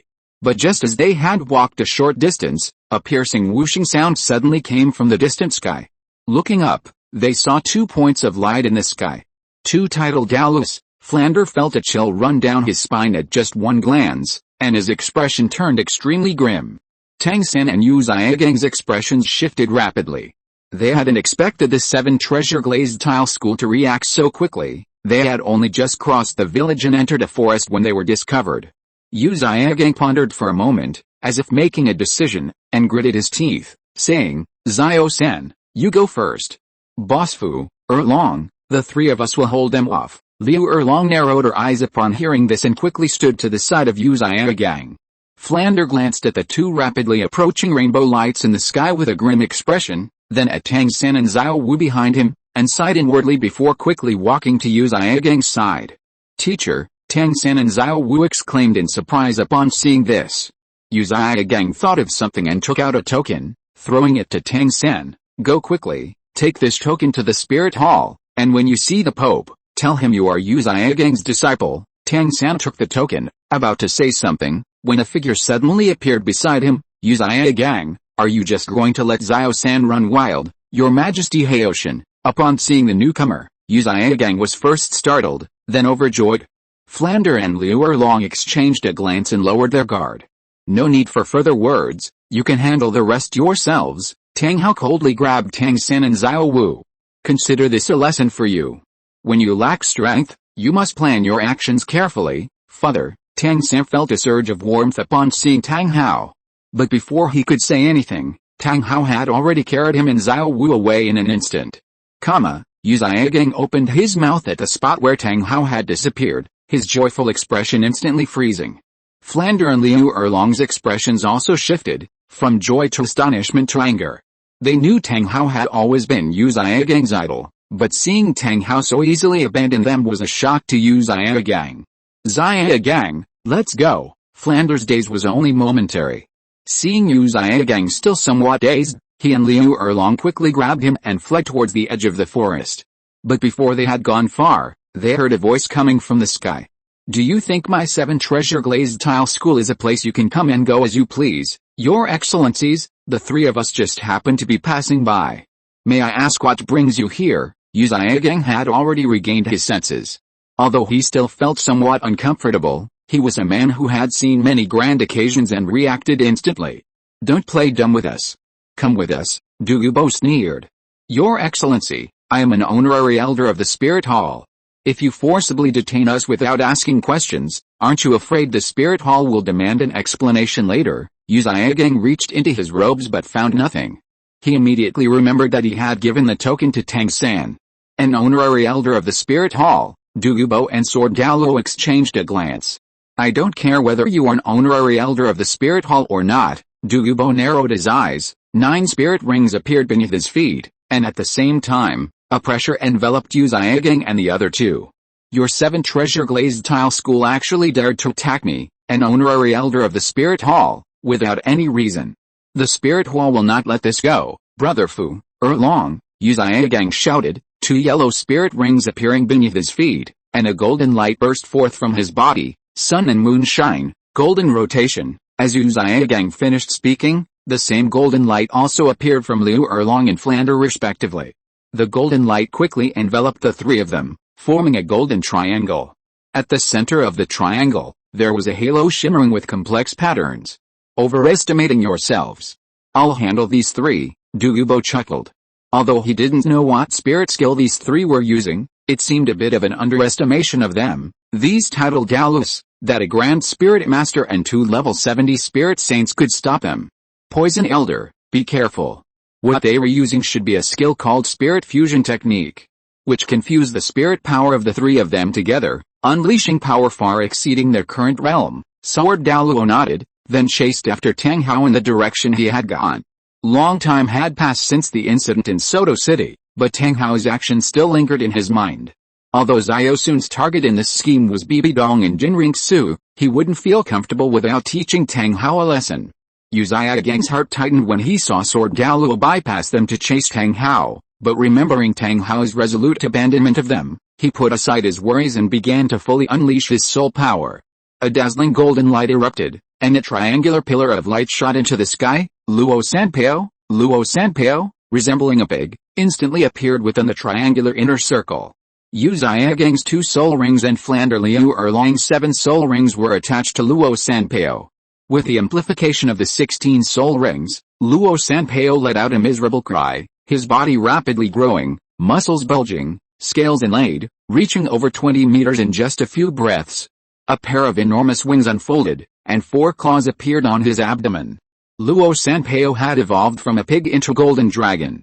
Although the combined skills of the 3 opponents couldn't harm him, Douluo's expression turned serious. There was still a village behind him. Looks like we're not too late. Just as the 2 sides were about to clash, Li Sun's voice rang out, and he appeared beside Douluo in the blink of an eye. Chapter 137 Li Sun and Ning Rongrong's Martial Soul Fusion Technique. Xiao Sun, Rongrong, stay away. Douluo raised his hand to Li Sun, signaling danger. His 7th spirit ring lit up simultaneously, and his thin body began to expand rapidly, transforming in the blink of an eye into a gigantic emerald python. The python was about 30 meters long, completely overshadowing Luo Sanpao. This was Douluo's true spirit form. Compared to the enormous Azure Serpent King, the yellow dragon looked like a dwarf. This was the first time Li Sun had witnessed a battle between giant beasts since arriving in this world. Douluo's true spirit form filled him with anticipation for his true thousand hands technique. Xiaogang and Flander's expressions turned serious as they looked at the enormous snake before them. Although they knew the gap between themselves and a Titled Douluo, the sheer size of the opponent's true spirit form still exerted immense pressure on them. However, things had come to this point, and there was no time to hesitate. Luo Sanpao spread his wings, roared to the sky, and spat out a golden lightning bolt that hurtled towards Douluo. The Azure Serpent King, conjured by Douluo, flashed disdain in its size and actually withstood the attack with its own body. At the same time, it spat out a cloud of green poisonous mist, heading straight for Xiaogang and his companions. Since taking the immortal grade pill to advance his level, he hadn't fought anyone for a long time. Douluo grinned and manipulated a giant tail to lash out at the 3 of them. Facing 2 consecutive attacks, Xiaogang's face turned extremely pale. He hurriedly manipulated Luo Sanpao to use lightning to block the poisonous mist, while the 3 of them prepared to rely on the golden triangular light shield formed during their fusion to withstand Douluo's giant tail strike. Bang! A loud sound rang out. Douluo's tail struck the golden triangle. But the golden triangle only produced a violent ripple, showing no signs of breaking. Seeing that his attack had no effect, Douluo casually glanced upwards at Li Sun's position. Unexpectedly, their eyes met. Douluo felt humiliated and glared fiercely at Xiaogang and the other 2. I was just teasing you. Don't think your soul skills are that powerful. Medusa's gaze. 2 pale beams of light shot from the eyes of the Azure Serpent King that Douluo had conjured, heading straight for Xiaogang and the other 2. Sensing the danger brought by the white light, the Grandmaster's expression turned serious, and he poured all his soul power into Luo Sanpao's body. A fart like thunder, earth-shattering Luo Sanpao, the Grandmaster roared, and a thick golden mist spewed from Luo Sanpao's tail, condensing into a golden shield in the air to block the white light. With a hum, the white light collided with a golden shield, and Xiaogang and Luo Sanpao trembled. Then, under the white light, the golden shield gradually solidified into stone. The Grandmaster couldn't help but gasp. Douluo sneered, about to launch another attack, when he suddenly felt a violent fluctuation of soul power behind him and turned to look. Li Sun and Ning Rongrong were enveloped in a soft light, and a towering 1,000-armed Buddha statue, hundreds of meters tall, appeared behind them. The statue was ethereal, with its foremost hand cradling a magnificent 9-story pagoda. Against the backdrop of this pagoda, the Buddha's face seemed to radiate a subtle compassion. Buddha holds the pagoda. Compassionate salvation, Li Sun and Ning Rongrong whispered, yet a resounding voice echoed from within the Buddha statue. As this voice reverberated through the sky, The 9-story pagoda held by the Buddha vanished instantly. It reappeared atop Xiaogang, Flander, and Liu Erlong. The three were terrified, for the pagoda alone was as tall as 2 giant snakes conjured by Douluo. Without the expected loud noise or damage to the surrounding vegetation, the pagoda descended as gently as a feather. There was no way to avoid it, no way to dodge it. The three masters stared in disbelief, helplessly watching the outside world vanish.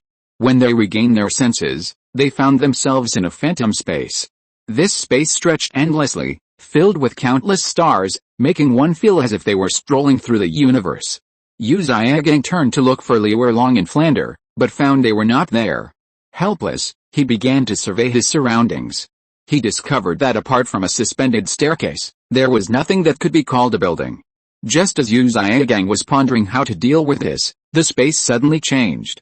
The countless stars began to rotate around him.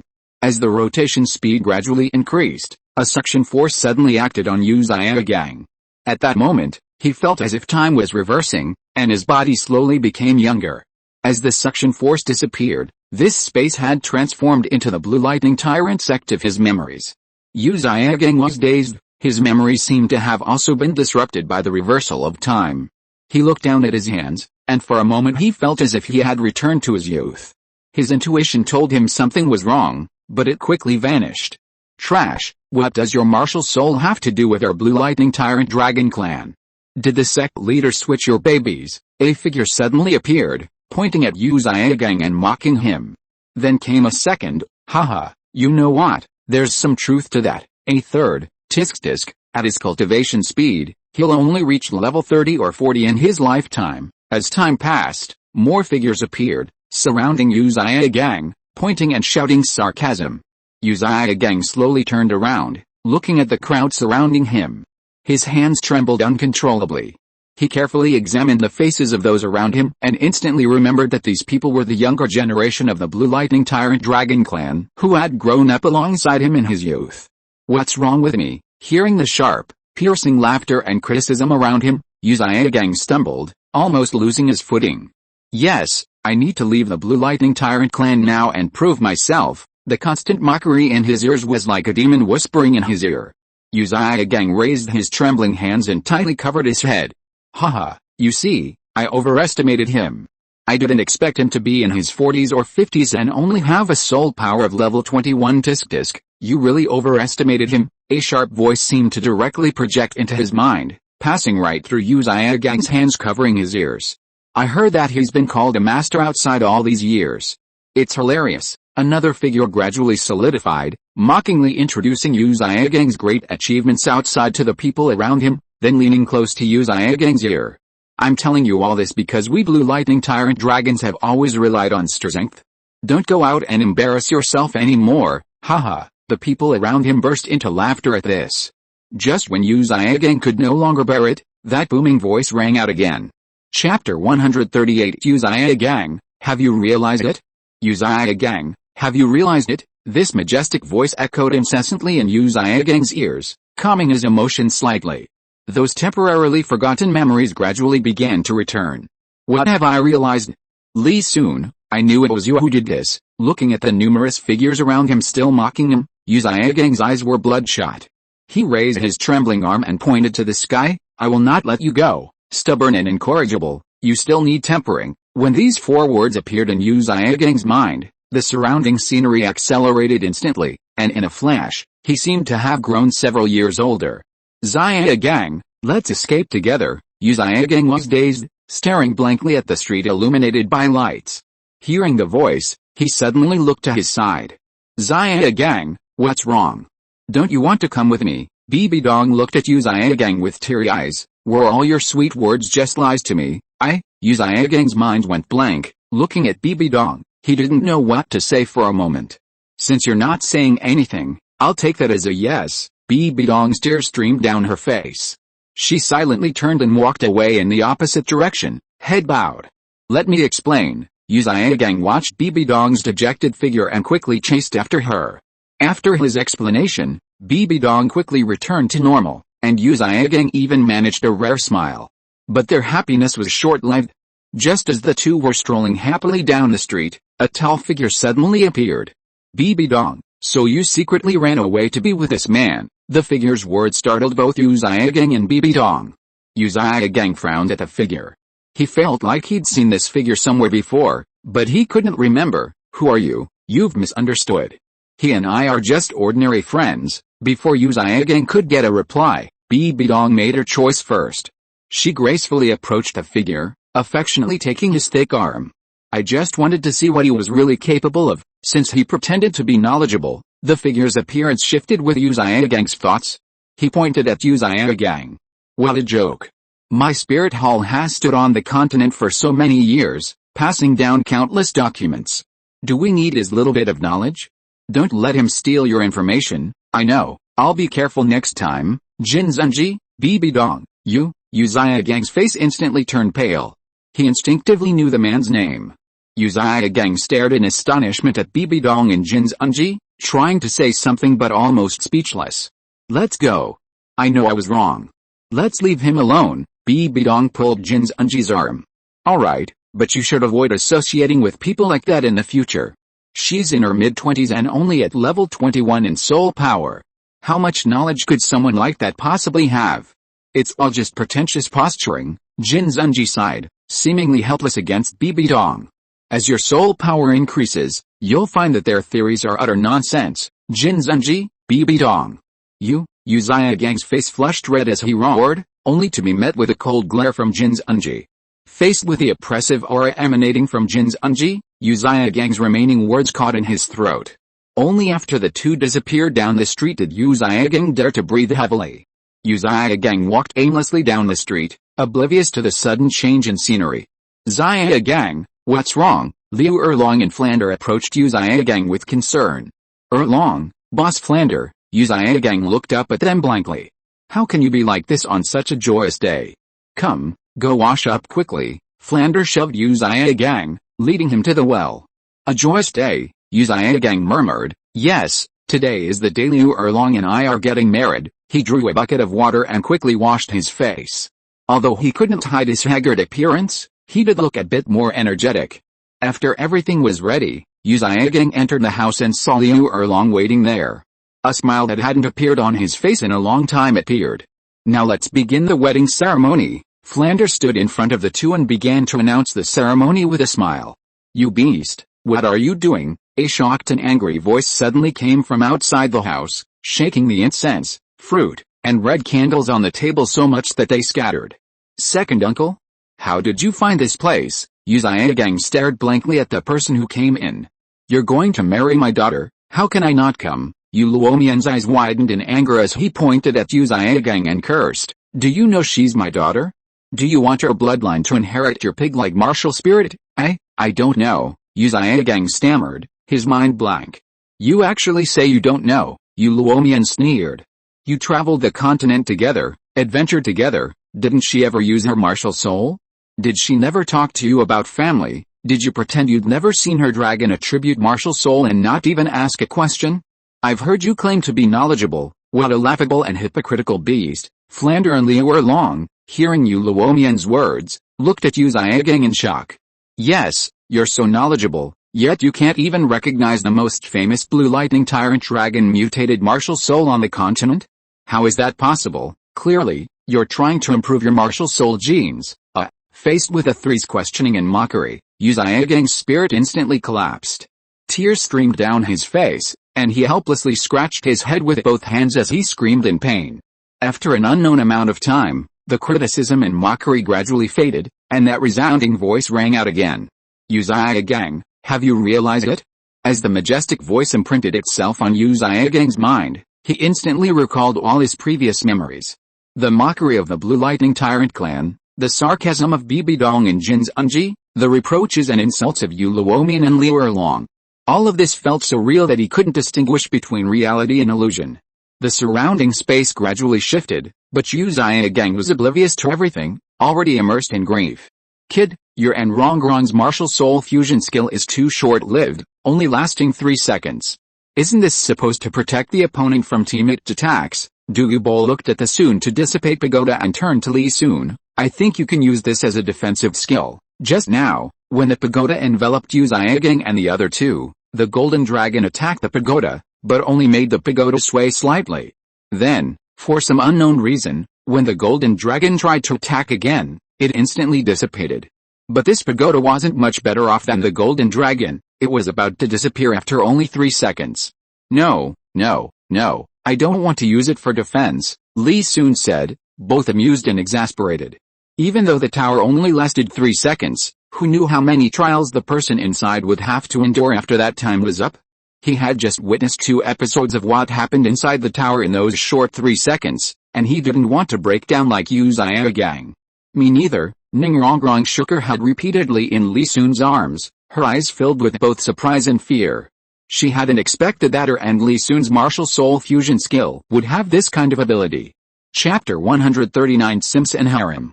Could there be something more to your spirit fusion technique? Douluo couldn't help but be curious, looking at Li Sun and the other man. Grandpa Douluo, trust me, you can't handle our spirit fusion technique, Li Sun quickly advised, seeing Douluo's eager expression. Yes, please don't even think about trying it, Ning Rongrong chimed in. She had heard about what had happened to Douluo's family from Douluyan. Now that he was so old, experiencing it several times might be too much for him. Besides, her and Li Sun's spirit fusion technique wasn't just about reliving past memories, it was also modified based on what the person feared most. Douluo looked at the two of them in surprise. I was just asking out of curiosity, I didn't plan to experiment. If it were just Li Sun advising him, he might have tried it, but since Ning Rongrong had said so, the skill must be very dangerous. He was the type to listen to advice. As the pagoda disappeared, Xiaogang and the other two gradually returned to reality from the illusion. When the three looked at each other, their expressions changed. Xiaogang, our family has fallen into ruin, and you still haven't forgotten her. Liu Erlong's face was streaked with tears as she looked at Xiaogang through blurred eyes. She had just witnessed Xiaogang, in the last illusion, admit to her father that he wanted to use her to alter the genes of his next generation. Her father, enraged, fell ill and died with resentment. She had also seen Xiaogang, after his plan failed, turn to Bibi Dong, and the two, fueled by hatred, destroyed the Blue Lightning Tyrant sect. All of this felt too real, pushing her to the brink of emotional collapse. Xiaogang, his eyes also red, looked at Liu Erlong, momentarily speechless. The experience inside the tower had been a huge shock to him. Although he now knew it was all an illusion, the vivid scenes kept replaying in his mind, making it difficult for him to accept. Xiaogang, Erlong, wake up. Everything we just experienced was an illusion created by those two children's soul skills. It wasn't real. Flander looked up at Li Sun, took a deep breath, and roared, don't let illusions affect your real-life emotions. Xiaogang and Liu Erlong, startled by Flander's voice, both looked up. Although they hadn't completely shaken off the illusion's effects, their emotions had calmed considerably with focused attention. Brother, why did our soul fusion skill have the least impact on that Flander? Ning Rongrong looked up at Flander, who was glaring at them, and asked Li Sun with a puzzled expression. She clearly saw that Flander was also in pain in the illusion. His lover married someone else, had a child, and he sat silently outside the room. As time passed, he witnessed Xiaogang and Liu Erlong's love turn to abandonment, the academy's fame across the continent collapsing, and students' gratitude turning to abandonment. Finally, in despair, Flander died leaning against a bridge arch. Each and every one of these events was a blow, so how did Flander recover so quickly after leaving the illusion? That's probably the tenacity of a simp, Li Sun said, looking at Flander with some admiration. It has to be said that although this person was somewhat selfish, his feelings for Liu Erlong far exceeded those for Xiaogang by 1,000 times. If it weren't true love, who would have the courage to personally officiate their wedding? Who would repeatedly send a man into the arms of their lover? Perhaps Flander's feelings for the academy weren't even a tenth of Liu Erlong's. Brother, what does simp mean? Ning Rongrong looked at Flander with a blank expression. A simp means to abandon one's dignity and fawn over others without any bottom line. It usually refers to someone in a love triangle, but it's not limited to triangles. It applies to quadrangles, pentagons, and hexagons. Li Sun coughed lightly, explaining seriously. Then, among you, Zhu Qing, and me, who among the three of us is the simp? Ning Rongrong suddenly realized, then her eyes flashed, and she asked a sharp question. Li Sun was stunned for a moment, then gritted his teeth and pinched Ning Rongrong's butt hard. Our relationship is so harmonious, how could there be any simps? Then what do we call our relationship? Ning Rongrong cried out in pain and quickly begged for mercy, changing the subject. Harem, Li Sun said without any pretense and with righteous indignation. Pa. Brother, you actually want to imitate ancient emperors and practice polygamy? How shameless. Ning Rongrong's face flushed red as she pinched Li Sun's soft flesh hard. Zhu Qing and I will never agree to this. That's not up to you two. Li Sun endured the pain and smiled coldly. Besides me, let's see who dares to marry you. Any other man who dares to approach you, I'll kill them one by one, or a whole group of them. Ning Rongrong immediately pouted and snorted softly. What if I don't marry anyone and prepare to grow old alone? Rongrong, don't worry, I won't let you grow old alone. Li Sun chuckled. Wherever you live, Zhu Qing and I will move there to live with you. It'll save me the trouble of buying a house. Shameless. I'll bite you to death. Ning Rongrong was furious and bit Li Sun's arm hard. Ouch, be gentle. Li Sun pretended to wince in pain. The actions of the two in the sky stunned Douluo. He never expected that such shameless people existed. Tisk, youth is truly admirable. Douluo sighed, then turned his gaze to Xiaogang and the other two. Are you going to surrender yourselves or wait for me to make my move? Even the soul fusion technique they had just used hadn't affected him, and now that the dragon was gone, he didn't believe they could summon an even stronger creature. Because of the previous illusion, Liu Erlong was still somewhat devastated and hadn't recovered, while Flander was adopting a desperate stance. Boss Flander, Erlong, let's just admit defeat. Xiaogang slowly closed his eyes, trying to forcefully suppress what had happened in the illusion. Xiaogang, Flander was stunned, looking at Xiaogang with some confusion. Everything that had happened in the illusion felt like a humiliation. With their pride as soul masters, how could they just admit defeat as if nothing had happened? Wake up. They're facing a sealed-off enemy. What good will it do you to fight to the death? You'll just end up as 3 corpses. Xiaogang clenched his fists, closed his eyes, and whispered, think of Xiao-san and Xiao Wu. Although Tang Hao escaped first, I believe Xiao-san won't abandon us. Alright. Flander sighed deeply, then walked to Liu Erlong's side and patted her shoulder. Erlong, Xiaogang is right. Liu Erlong looked at Li Sun and the other person floating in the sky, then turned to look at Xiaogang, and then fell silent. Seeing this, Douluo pointed his finger, and several pills floated in front of Xiaogang and the other two. Don't even think about escaping. This poison is specially made by me. If you don't take the antidote within 12 hours, you'll die from intestinal perforation. Xiaogang picked up the pills and swallowed them without saying a word. Liu Erlong and Flander had no choice but to take Douluo's poison as well. Chapter 140. The pressure is on Bibi Dong. Just as the group relaxed, a tremendous roar suddenly echoed from afar. Li Sun and Douluo were about to look when Sword Douluo returned, carrying a long rainbow. How did you get here so fast? Douluo asked, somewhat surprised, seeing Sword Douluo and Douluo return empty-handed. Sword Douluo glanced at Xiaogang and the other two, who were already captured, and coughed awkwardly. The Haoshan sect's exploding rings are indeed as formidable as they seem. Although Tang Hao's cultivation is inferior to mine, I really couldn't stop him when he was determined to leave. However, he left behind a price. After saying this, Sword Douluo threw the object he had been holding aloft with his soul power onto the ground. Li Sun and Douluo looked at it in confusion and were shocked to find that it was an ear, still attached to some leather. Whose is it? Tang Hao's. He was only concerned with escaping with his men, so I actually benefited from it. Sword Douluo chuckled. Douluo clicked his tongue. Tisk, one ear. Who would have thought that the once mighty Haoshan twin stars would end up like this? What about them? Douluo pointed at Xiaogang and the other two. Let's take them back first. Aren't they our main target this time? Li Sun thought for a moment. I'll go to Qian Renxue's place later to add fuel to the fire and wait for the fire to rage. They moved away from the outer perimeter of the 7 treasure glazed tile school. Little Sen, you acted too recklessly this time. You knew that was the 7 treasure glazed tile school's territory, yet you still dared to act under their noses. Tang Hao put Tang Sen and Xiao Wu down, his face ashen. Although the spot where he had lost an ear had been sealed with soul power, blood still lingered on his face. You have to be calm and collected in the face of trouble. Even if you have to take action, you have to leave no trace. Tang Hao was filled with anger, his eyes were cold, and he clenched his fists tightly. He wanted to teach his son a lesson several times, but he held back. "Father, I know I was wrong." Tang San shed 2 lines of tears, his heart filled with torment as he thought of how his impulsive actions had crippled his father. He deeply regretted losing his mind because of the hidden weapon. Then he thought of his teacher and the dean. The 7 treasure glazed tile school will definitely not let this go this time. "What do you plan to do?" Tang Hao sighed inwardly when he saw the guilty look on Tang San's face.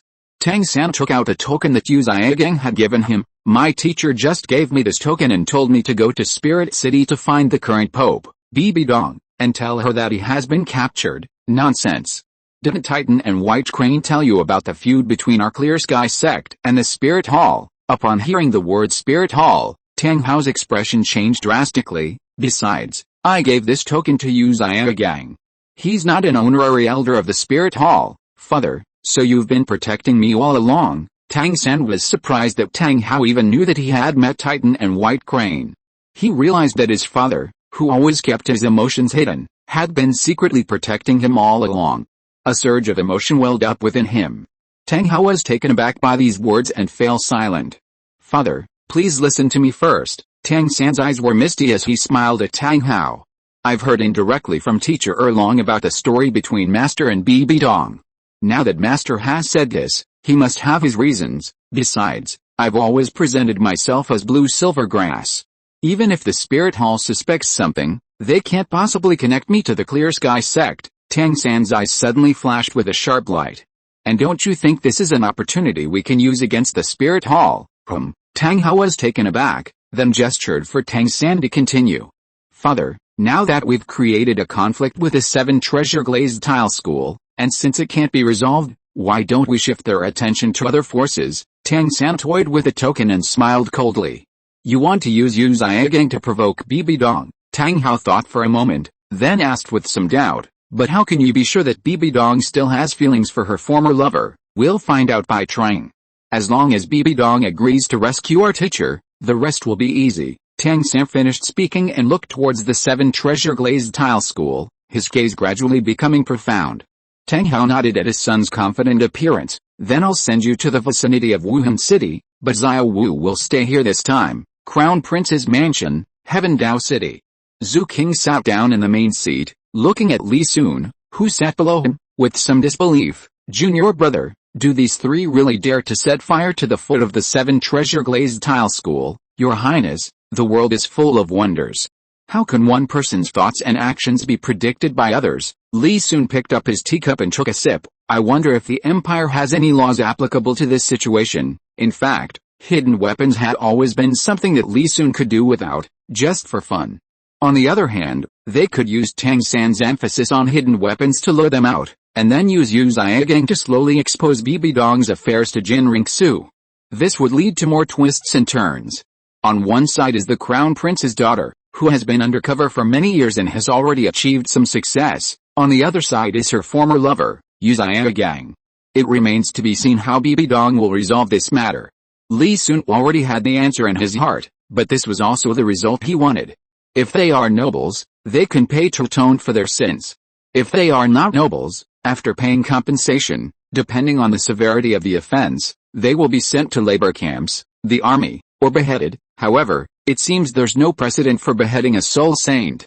Let those 2 soul saints go to labor camps first. Zhu King smiled faintly. "I wonder how much damage those 3 caused to the 7 treasure glazed tile school." "Roughly estimated, over 2 million gold soul coins. The most crucial thing is that they killed 4 art patrol members and 2 soul masters." Li Sun put down his teacup and handed the loss list to Zhu King. "This is the factory's damage calculated based on raw materials. If calculated based on finished products, it would be even more." "So much?" Zhu King began to show a slight curiosity about the factory Li Sun mentioned. However, given her current status, she decided to avoid further contact with the 7 treasure glazed tile school as the Crown Prince. It would be better to wait until later. When she switched back to her identity as Qian Renxue, to inquire about the factory, Zhu King took the list and examined it carefully. He found that it did indeed contain raw materials, but these materials accounted for a small portion of the total loss. The greater losses lay in the construction and the compensation to the deceased's family. The fines are usually 10 times the amount. Can they afford to pay that? Qian Renxue pondered for a moment when she saw the compensation for the deceased's family. And that level 21 soul master, we could have him beheaded and displayed to the public to give the family some closure. They should be able to. They have a student who recently made a deal with us for over 20 million, Li Sun chuckled, seemingly very satisfied with the outcome. It just depends on whether their student is willing to part with that money. Chapter 141 Tang San meets Bibi Dong. Li Sun was extremely fond of Qian Renxue's princely status. The execution of Yu Xiaogang was also a huge surprise to him. He wondered if Bibi Dong would remain calm upon hearing the news. If Bibi Dong dared to rescue Yu Xiaogang, their affair would definitely be exposed. Qian Renxue and Bibi Dong already had a rift, and seeing Yu Xiaogang's ambiguous relationship with her mother would surely enrage her. Qian Renxue's previous setback at the spirit hall had hinted at a desire for independence. If Bibi Dong and Qian Douluo didn't handle things well this time, they might push Qian Renxue even further. That would bring him closer to controlling the emperor and commanding the princes, or perhaps, upholding the glory of the angel. Li Sun couldn't help but smirk slightly at this thought. Seeing Li Sun's barely suppressed smile, Qian Renxue couldn't help but show a hint of suspicion. Had these people been tricked by Li Sun?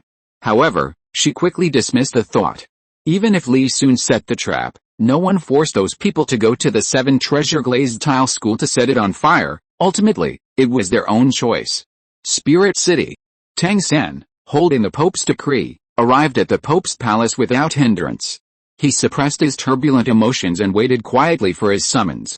Soon, a young attendant approached. "Come in, His Holiness the Pope wishes to see you." "Thank you." Tang San nodded to the attendant and strode into the palace. Upon entering, Tang San saw a woman with her back to him. The woman wore a crown and magnificent robes. Simply standing there, she exuded an aura of majesty. "Why do you have the Pope's decree?" The woman slowly turned around, her eyes revealing a slight scrutiny as she quietly looked at Tang San. "Your Holiness, this token was given to me by my teacher in a time of crisis." Sensing the pressure emanating from Bibi Dong, Tang San lowered his head slightly, avoiding direct eye contact. He feared he might inadvertently reveal his dislike for the spirit hall in front of Bibi Dong, the Pope. Bibi Dong gracefully walked to the chair, slowly sat down, and said indifferently, "Oh?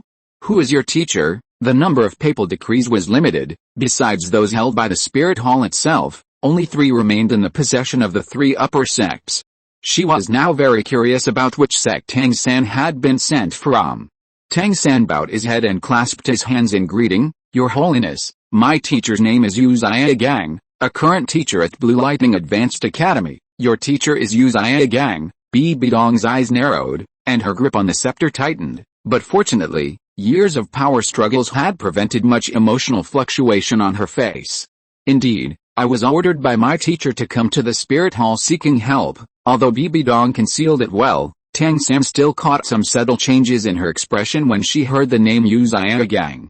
Bibi Dong glanced at the Pope's decree in Tang San's hand, pondered for a moment, and said, "As an honorary elder of our spirit hall, Yu Xiaogang, it is only right that our spirit hall should stand up for him when he encounters trouble." "Speak, what happened?" "To be honest, this matter was caused by me. I'm the one who harmed my teacher." Tang San suddenly became indignant. "Actually, I invented a weapon called a hidden weapon, but I never expected that the 7 treasure glazed tile school would take a liking to it. They pretended to buy it, but in reality, they were trying to crack the secrets of my hidden weapon and make a copy." After I learned of this, I went to the 7 treasure glazed tile school to investigate, but I lost control of my emotions and accidentally set the warehouse on fire, which led to the 7 treasure glazed tile school's pursuit. Tang San's eyes were slightly tearful as he spoke. "To prevent me from falling into the hands of the 7 treasure glazed tile school, my teacher had no choice but to stay behind to cover our retreat." After hearing Tang San's words, Bibi Dong frowned. Having held power for so many years, she was well aware of the shady dealings involved. Regardless of the truth, the fact remained that Yu Xiaogang had been captured by the 7 treasure glazed tile school. The priority was to get him out first. "This isn't difficult, but I'd like to know what kind of weapon you invented that would attract the attention of the 7 treasure glazed tile school." Bibi Dong understood Ningfengzi. Things without benefit or advantage rarely piqued his interest, let alone secretly cracking someone else's weapon. Tang San narrowed his eyes when he saw Bibi Dong wanted to see his hidden weapons. Although he didn't know the specifics of the feud between the Clear Sky sect and the Spirit Hall, based on his father and teacher's constant warnings not to expose the Clear Sky hammer, he could conclude that there was no possibility of reconciliation between the Spirit Hall and the Clear Sky sect, and as a type of lethal weapon, he couldn't allow hidden weapons to fall into the hands of the Spirit Hall, thus strengthening them. However, the current situation didn't allow for this, so Tang San decided to use some less powerful hidden weapons to fool them. These are the hidden weapons I invented. Tang San rolled up his sleeves, revealing the sleeve arrows strapped to his wrists. After receiving a nod from Bibi Dong, he launched the arrow towards a corner pillar of the distant main hall. Thud, with a resounding clang of a blade piercing wood, a short arrow remained, its tail trembling slightly. The power is quite good, it can already inflict damage on soul masters around level 20. No wonder Ning Fengzi is interested. Bibi Dong looked at the arrow and nodded to Tang San. Would you be willing to cooperate with the Spirit Hall? As the leader of a major power, how could she not see the potential of this weapon? Although the main fighting force in this world is primarily soul masters, those who can become soul masters are ultimately a minority, and their cultivation talents vary greatly. Whether it's the two great empires or the Spirit Hall, ordinary people are the main component of the army. The weapon Tang San has produced now allows ordinary soldiers to fight against low-level soul masters, which will undoubtedly provide a great boost to the Spirit Hall's subsequent plans. Your Holiness, I'm in no mood for cooperation right now. I only want to rescue my teacher from the 7 treasure glazed tile school as soon as possible. Tang San looked worried and shook his head weakly, seemingly uninterested in anything. Bibi Dong narrowed her eyes and carefully examined Tang San. She could easily see through his evasiveness, but considering this child was Yu Xiaogang's disciple, she couldn't get angry. She would have to wait until Yu Xiaogang was released. Bibi Dong slowly closed her eyes, sighed, and waved to Tang San. Take this papal decree to the Spirit Hall branch in Heaven Dao City and find Elder Yu Guan. Just say it was me who said it, and he will naturally find a way to rescue your teacher. Tang San felt relieved upon hearing this and quickly bowed to Bibi Dong. Then this junior thanks your holiness on behalf of my teacher. Walking out of the papal palace, he glanced back at the slowly closing doors. Tang San smiled. He hadn't been very confident about this trip, but now it seemed the Spirit Hall wasn't such a dangerous place after all. Heaven Dao Empire Prison. A jailer, whip in hand, glared at Yu Xiaogang. Hurry up, old man.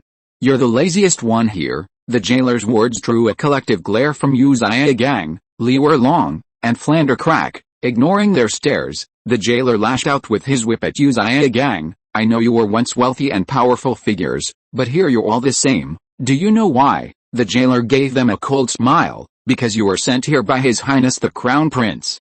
Chapter 142 Yu Xiaogang must die. Yu Xiaogang shuddered after being whipped. He hadn't expected Li Sun to be so vicious, actually using the Crown Prince to send them all to prison. Flander and Liu Erlong were enraged to see Yu Xiaogang beaten and wanted to break through the restraints to teach the jailer a lesson. Hurry up and get to work. Move this stone over there. The jailer grinned, showing no fear. He pointed with his whip at a stone the size of a millstone. The higher-up said that the 3 of you now owe the 7 treasure glazed tile school over 20 million gold soul coins.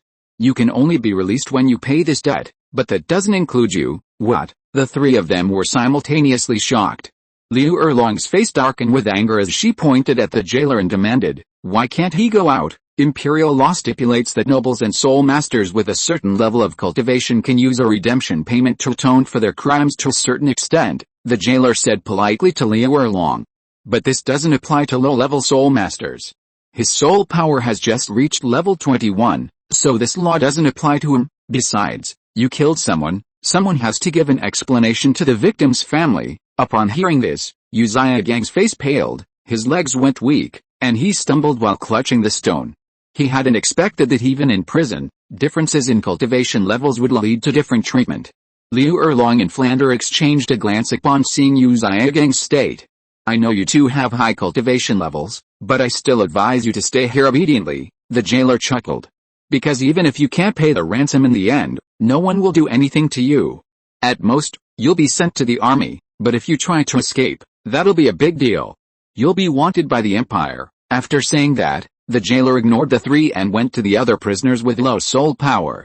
There's a rule in their line of work, they don't touch high-level soul masters. What should we do, Xiaogang? Should we fight our way out, Liu Erlong looked at Yu Xiaogang's haggard appearance, her eyes slightly reddening. Although they had been restricted from using their soul power when they entered the prison, this restriction only limited some low-level soul masters. Strong individuals like them, who had already reached the soul saint level, could break through the restriction in less than a day if they calmed down. Erlong, don't be impulsive. Just stay here and relax. Yu Xiaogang breathed a heavy sigh of relief, put down the stone, and plopped down on it. I believe Xiao-san will definitely find a way to rescue us. You believe Xiao-san? You clearly believe Bibi Dong. Liu Erlong felt a surge of annoyance thinking about the papal decree, and her earlier concern for Yu Xiaogang vanished. Ahem, Erlong, you have to believe me. Bibi Dong and I really have nothing to do with each other anymore. That papal decree was given to me by Xiao-san's father. Yu Xiaogang was slightly embarrassed and coughed lightly, covering his mouth. If I hadn't had no other choice, how could I have contacted her? HMPH. Who knows what you're up to? Liu Erlong snorted coldly and turned to leave. Flanders shook his head inside as he watched the two of them acting awkwardly. He had just experienced the illusion, and apart from matters of life and death, he had no interest in the emotional issues between the two of them. In a luxurious reception room of the Spirit Hall in Heaven Dao City, Chrysanthemum Douluo and Ghost Douluo were sitting opposite Qian Renxue, while Serpent Spear Douluo and Bloodthorn Douluo were casually drinking tea on the seats next to them. A papal decree?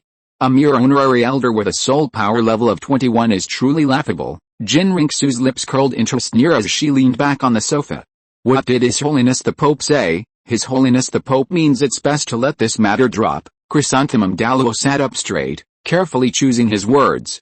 I heard that young master wants to behead Yu Xiaogang and display his head publicly? Could you persuade the 7 Treasure Glazed Tile School to grant him some leniency? What? Is that honorary elder so important that you'd let me use Zhu King's identity to offend the 7 Treasure Glazed Tile School? Qian Renxue sneered, her gaze fixed on Chrysanthemum Douluo. Is there something I don't know? After all, I've never heard of such an honorary elder in our elder hall before. Chrysanthemum Douluo slightly shifted his gaze. Young master, I know very little about this matter either. He had only just learned that Yu Xiaogang had become an honorary elder, but as a veteran of the Spirit Hall, he quickly pieced together the whole story. But he certainly wouldn't tell Qian Renxue any of this. Seeing Chrysanthemum Douluo's evasive gaze, Qian Renxue narrowed her eyes and leisurely sipped her tea. Since that's the case, let's increase the ransom. Add another 10 million gold soul coins. Consider it an explanation to the 7 Treasure Glazed Tile School. Chrysanthemum Douluo hesitated. Young master, could you give us a little more leeway? That kid named Tang San can only come up with 20 million gold soul coins. If the ransom isn't enough, I'm afraid our spirit hall will have to contribute a portion. Smash! Qian Renxue's face turned cold, and she slammed her teacup on the table. It's one thing for a great soul master who isn't even entitled to serve as an honorary elder of the Spirit Hall, but why should the Spirit Hall have to bear the consequences of his mistakes? Elder Yu Guan, although you are the Pope's confidant, you should still give me an explanation, right? After all, I'm the one who calls the shots within the Heaven Dao Empire now. Seeing that things had reached this point, Chrysanthemum Douluo didn't want to be caught in the middle of this mother and daughter's mistreatment. Young master, I only know one thing about this matter, which is that this Yu Xiaogang had a past relationship with His Majesty the Pope. An old flame? I bet it's an old flame. Qian Renxue sneered at Chrysanthemum Douluo's feigned ignorance. These past few days, in order to find out what the 7 Treasure Glazed Tile School was up to with that factory, she had investigated Yu Xiaogang and the others under the guise of Zhu King. Surprisingly, she found information about Bibi Dong and Yu Xiaogang in many documents. Moreover, this information from over 20 years ago was accurate and well preserved. No matter how Qian Renxue investigated, she always received a definitive answer. Qian Renxue knew this was the work of the 7 Treasure Glazed Tile School, but she couldn't blame them. Because at that time, she was Crown Prince Zhu King. They were merely using this information to inform her of Yu Xiaogang's background, so she could be mentally prepared. This was an unspoken understanding between them. But it was precisely this that caused Qian Renxue to break down several times.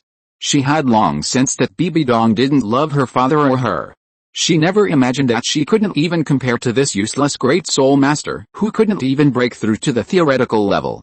She had only pretended not to know earlier, clinging to a sliver of hope that the older generation, like Chrysanthemum Douluo, would be aware of the matter. Young master, we truly know nothing of this. Chrysanthemum Douluo lamented. We were merely acting according to His Holiness the Pope's orders, between Qian Douluo and Qian Renxue on one side, and the current Pope Bibi Dong on the other. He genuinely didn't want to get involved in this family affair. In Spirit City, she is the Pope, but this is the Heaven Dao Empire, and I am the Supreme Commander here. Qian Renxue's face was icy, her aura growing increasingly cold. Yu Xiaogang must die. If you are listening to this novel on a channel other than Fanfic World, it means it was downloaded and re-uploaded without effort. We warmly invite you to visit our channel, Fanfic World. There you will find the original version of this story and many other novels of various genres. We look forward to seeing you dive into a world of incredible novels. Chapter 143 The Disappointed Qian Renxue. Qian Renxue had already instructed her subordinates to treat Yu Xiaogang well when she received the information. Now that everything had been confirmed, she was determined not to let this man who had disgraced her father live. Even if Bibi Dong tried to stop her, it wouldn't work. Young master, His Holiness the Pope's decree is to rescue Yu Xiaogang, and we are just following the rules. Zhu Douluo was somewhat frantic. The thing he least wanted to see had happened. Elder Yu Guan, you can go back and tell Bibi Dong now that Yu Xiaogang's crime of openly murdering citizens of Yondao is unforgivable. He will be publicly executed in the streets in 3 days. Qian Renxue calmed herself down, but her face still seemed to hold an unyielding iciness. Young master, why are you making things difficult for us? Zhu Douluo's expression changed, and he exclaimed in surprise. Execution in 3 days? He might only be able to return with Bibi Dong to collect Yu Xiaogang's body after delivering the message. Moreover, given Bibi Dong's personality, if such a thing happened, wouldn't she take her anger out on him, an old ghost? I'm not making things difficult for you, I'm making things difficult for Bibi Dong. Uncle Shizu, you two must protect Yu Xiaogang closely and ensure he doesn't escape from prison. Qian Renxue jumped up from the sofa and left the room without looking back. I want Bibi Dong to see Yu Xiaogang's head with her own eyes. Chrysanthemum Douluo and Ghost Douluo exchanged a glance, feeling a chill run down their spines. Seeing Qian Renxue leave, they turned to Serpent Spear Douluo and Shizu Douluo. Serpent Spear, Shizu, what do you say? What do you mean? This is up to you. We're no match for you, an old ghost. How can we protect Yu Xiaogang? Serpent Spear and Shizu remained unmoved by Chrysanthemum Douluo's question, continuing to drink their tea. They seemed to be minding their own business.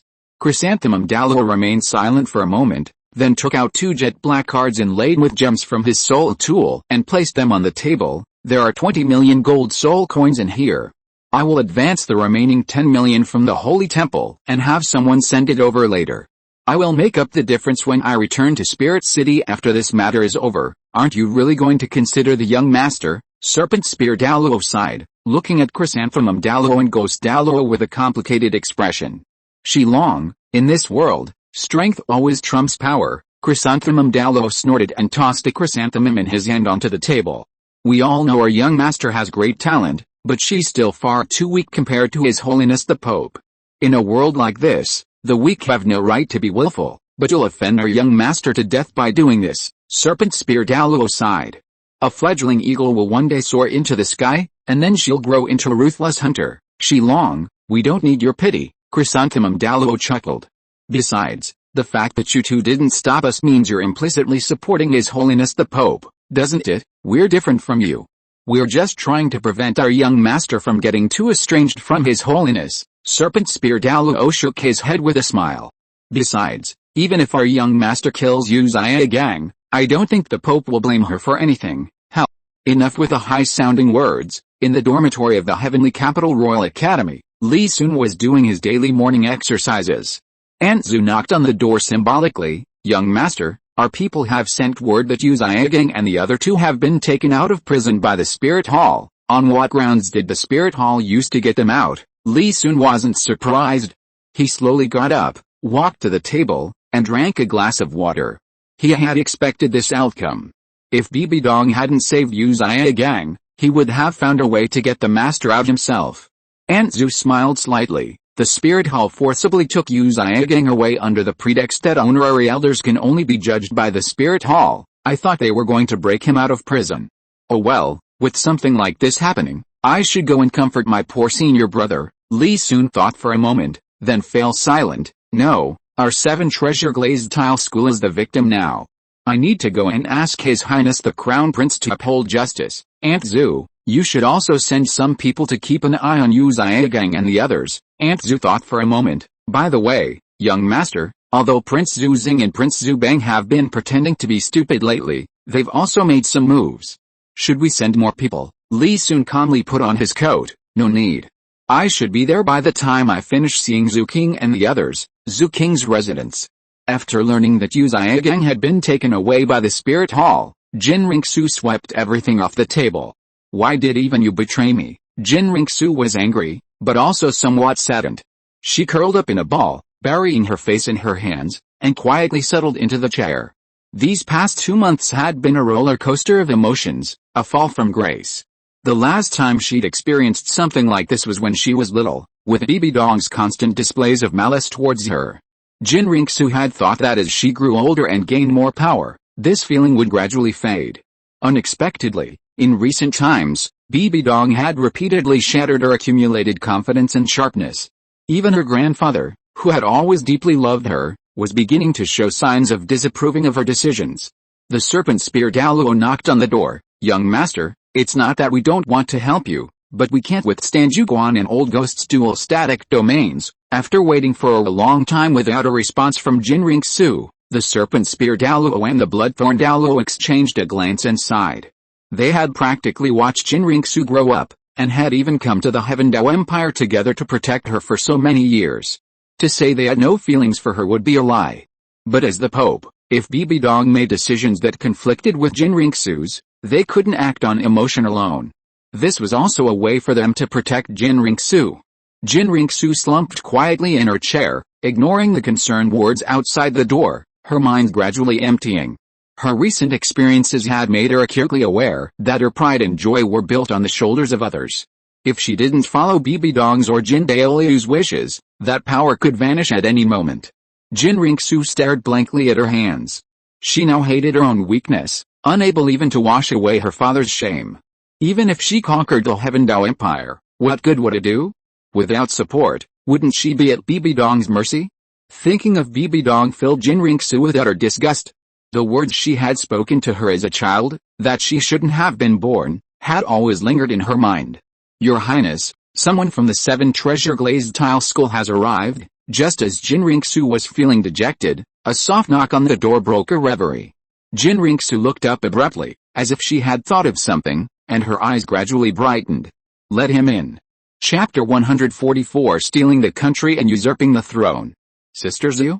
What are you doing here? Li Sun saw the furniture wreckage scattered on the floor as soon as he entered, followed by Qian Renxue, dressed in white with disheveled golden hair. He looked around and cautiously asked, Where's His Highness the Crown Prince? I am truly ashamed. Qian Renxue waved her hand, transforming into Zhu King, and picked up 3 black gold cards containing gold soul coins from the ground with a guilty expression. This is the ransom for Yu Xiaogang and the other 2, a total of 30 million gold soul coins. Li Sun looked at Qian Renxue in disbelief. Junior brother, don't panic.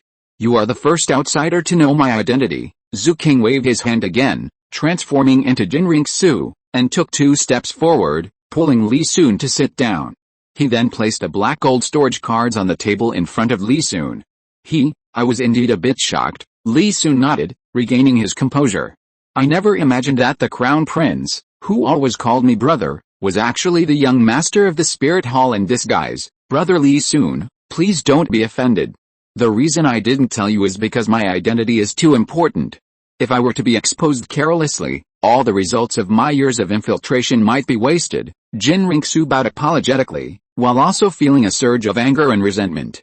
If it weren't for Bibi Dong, why would she have taken such a risk to reveal her identity? Bibi Dong, do you think I can't do anything without the Spirit Hall and my grandfather's help? Then I'll show you. There's nothing to apologize for. Everyone has secrets, right? Besides, aren't we practically family now? I'm just curious why you're revealing your identity to me now. Li Sun smiled and waved his hand, showing no anger. Is it because of the Spirit Hall taking Yu Xiaogang away? Yes and no. Qian Renxue shook her head and sighed softly. He's just a mere level 21 Great Soul Master. If I wanted to kill him, he wouldn't even have time to wait for the Spirit Hall to arrive. What truly made me decide was the internal problems of the Spirit Hall. Qian Renxue's expression turned serious, and she looked at Li Sun with clear eyes. Brother Li Sun, if I were just a spirit hall young master in name only, would you still help me? Are you powerless or just being sidelined? Li Sun became slightly interested. I'd definitely help, but what do you want me to do? Junior brother, what I've liked most about you since childhood isn't your talent, but your intelligence. Qian Renxue's lips curled slightly as she tapped a black gold card on the table with her finger. What can you glean from these 30 million gold soul coins? Li Sun glanced casually at the black gold card but didn't reach for it. How? The spirit hall is so generous, even overstepping your decision as the young master to save Yu Xiaogang's life. It seems the information I gathered about Yu Xiaogang's past relationship with the Pope isn't just hearsay, and only two people have such power, the Pope and the Grand Elder. Li Sun leaned back slowly. Finding a comfortable position, you once told me that Senior Jin Douluo is your grandfather, so it must be the Pope who is protecting Yu Xiaogang. Li Sun looked at Qian Renxue, whose expression was growing increasingly grim, with a hint of amusement. He chuckled. I've seen two titled seniors around you. Considering Yu Xiaogang was easily taken away, and you're currently alone, I can conclude that these two are now disloyal to you. Junior brother, you've never shown this side of yourself to me before. Aren't you afraid of getting beaten up? Qian Renxue rubbed her face, her gaze towards Li Sun gradually turning unfriendly. Sister Zhu, weren't you trying to test me? I'm just telling the truth. Li Sun spread his hands, completely unfazed. Then continue. Qian Renxue grinned, revealing a set of pearly white teeth. Li Sun looked at Qian Renxue like she was an idiot. Isn't it just that you're currently under the Pope's control and have no one to rely on? The 7 treasure glazed tile school can easily help you solve this. But even if we don't help you, you won't have any trouble in the heavenly battle sect. Are you so impatient because you want to usurp the throne? Isn't what I'm doing now exactly that? Qian Renxue retorted. What you're doing now is called usurping the throne. Qian Renxue nodded, mimicking Li Sun's posture, and leaned back on the sofa. If I wanted to usurp the 7 treasure glazed tile school, would they help me? We can help, but it's a difficult matter. Li Sun sighed. The Pope has a large following, and the Grand Elder is watching closely. He won't allow such a large power struggle to occur in the Spirit Hall, and you'll need a legitimate reason. You don't need to worry about my grandfather. I can guarantee he won't interfere with us. Qian Renxue tossed her hair, a resolute glint in her eyes as she thought of Bibi Dong. And you don't need to worry about legitimacy, because the Spirit Hall should have been inherited by me. Li Sun nodded dismissively, not provoking Qian Renxue with further questions about her background. The 7 treasure glazed tile school can help you, but what will we get in return? Second only to the Emperor, above all others. Qian Renxue seemed to have regained some confidence. You've seen my current identity. Once the Heaven Dao Empire falls into my hands, the Spirit Hall's strength will be unprecedented, and I can assure you, I will definitely hand over Chrysanthemum Douluo and Ghost Douluo to you. Just thinking about these two filled Qian Renxue with annoyance. Because these two not only brought her Bibi Dong's authority, but also tore open the truth she had been deliberately avoiding, why she had come to the Heaven Dao Empire as an undercover agent from a young age. Alright, Sister Zhu, just go for it. The 7 treasure glazed tile school will go through fire and water for you. Li Sun thought for a moment, then smiled and nodded at Qian Renxue. Qian Renxue was satisfied with Li Sun's attitude, but then she hesitated for a moment, thinking of something, and said, however, I also need the 7 treasure glazed tile school to remain loyal to me. Li Sun grinned and raised his right hand. Loyalty? Qian Renxue was amused by Li Sun's playful expression, and her lips curled into a smile. Li Sun smiled at Qian Renxue. How are you feeling? Better now, not bad. Qian Renxue smiled and tossed her long hair, her eyes brightening. She found herself feeling much better. Then we should talk about serious matters. Li Sun's expression became much more formal. What serious matters? Qian Renxue asked curiously. They had just reached an agreement and hadn't even figured out how to seize power, so what serious matters could they possibly have? Leaving aside the power struggle with the Pope, I think your undercover plan to usurp the throne has many flaws. I hope you can finish it quickly and not affect my future as the second in command. Li Sun very professionally took out paper and pen from his soul tool. Qian Renxue was stunned, then looked at Li Sun with some resentment. I'm so close to success, and you're saying my plan has flaws. If Li Sun pointed out flaws in other areas, that would be one thing, since she was practically alone now. But Li Sun's outright denial of the results of her more than 10 years of undercover work was unacceptable to her. Doesn't this mean telling her outright that she has accomplished nothing from childhood to adulthood? Chapter 145 Kill him and his heads will roll. Sister Zhu, don't be unconvinced. Li Sun smiled faintly at Qian Renxue's sullen expression. I'll list them out for you one by one right now. I'm waiting. Qian Renxue revealed a dangerous smile. But if your reasons don't convince me, then you'll just have to wait. What kind of logic is that? I can't even fill in the gaps for you? Forget it, there's no benefit in it anyway. Li Sun looked at Qian Renxue speechlessly. Junior brother, didn't you want to be second only to the leader? If my plan goes wrong, you won't have the chance. Qian Renxue rested her chin on her hand, crossed one leg over the other, and looked at Li Sun with her head turned. I'm not that heartless. If you obediently admit your mistakes, maybe I'll forgive you. What if I'm right? Li Sun glanced at Qian Renxue indifferently. What?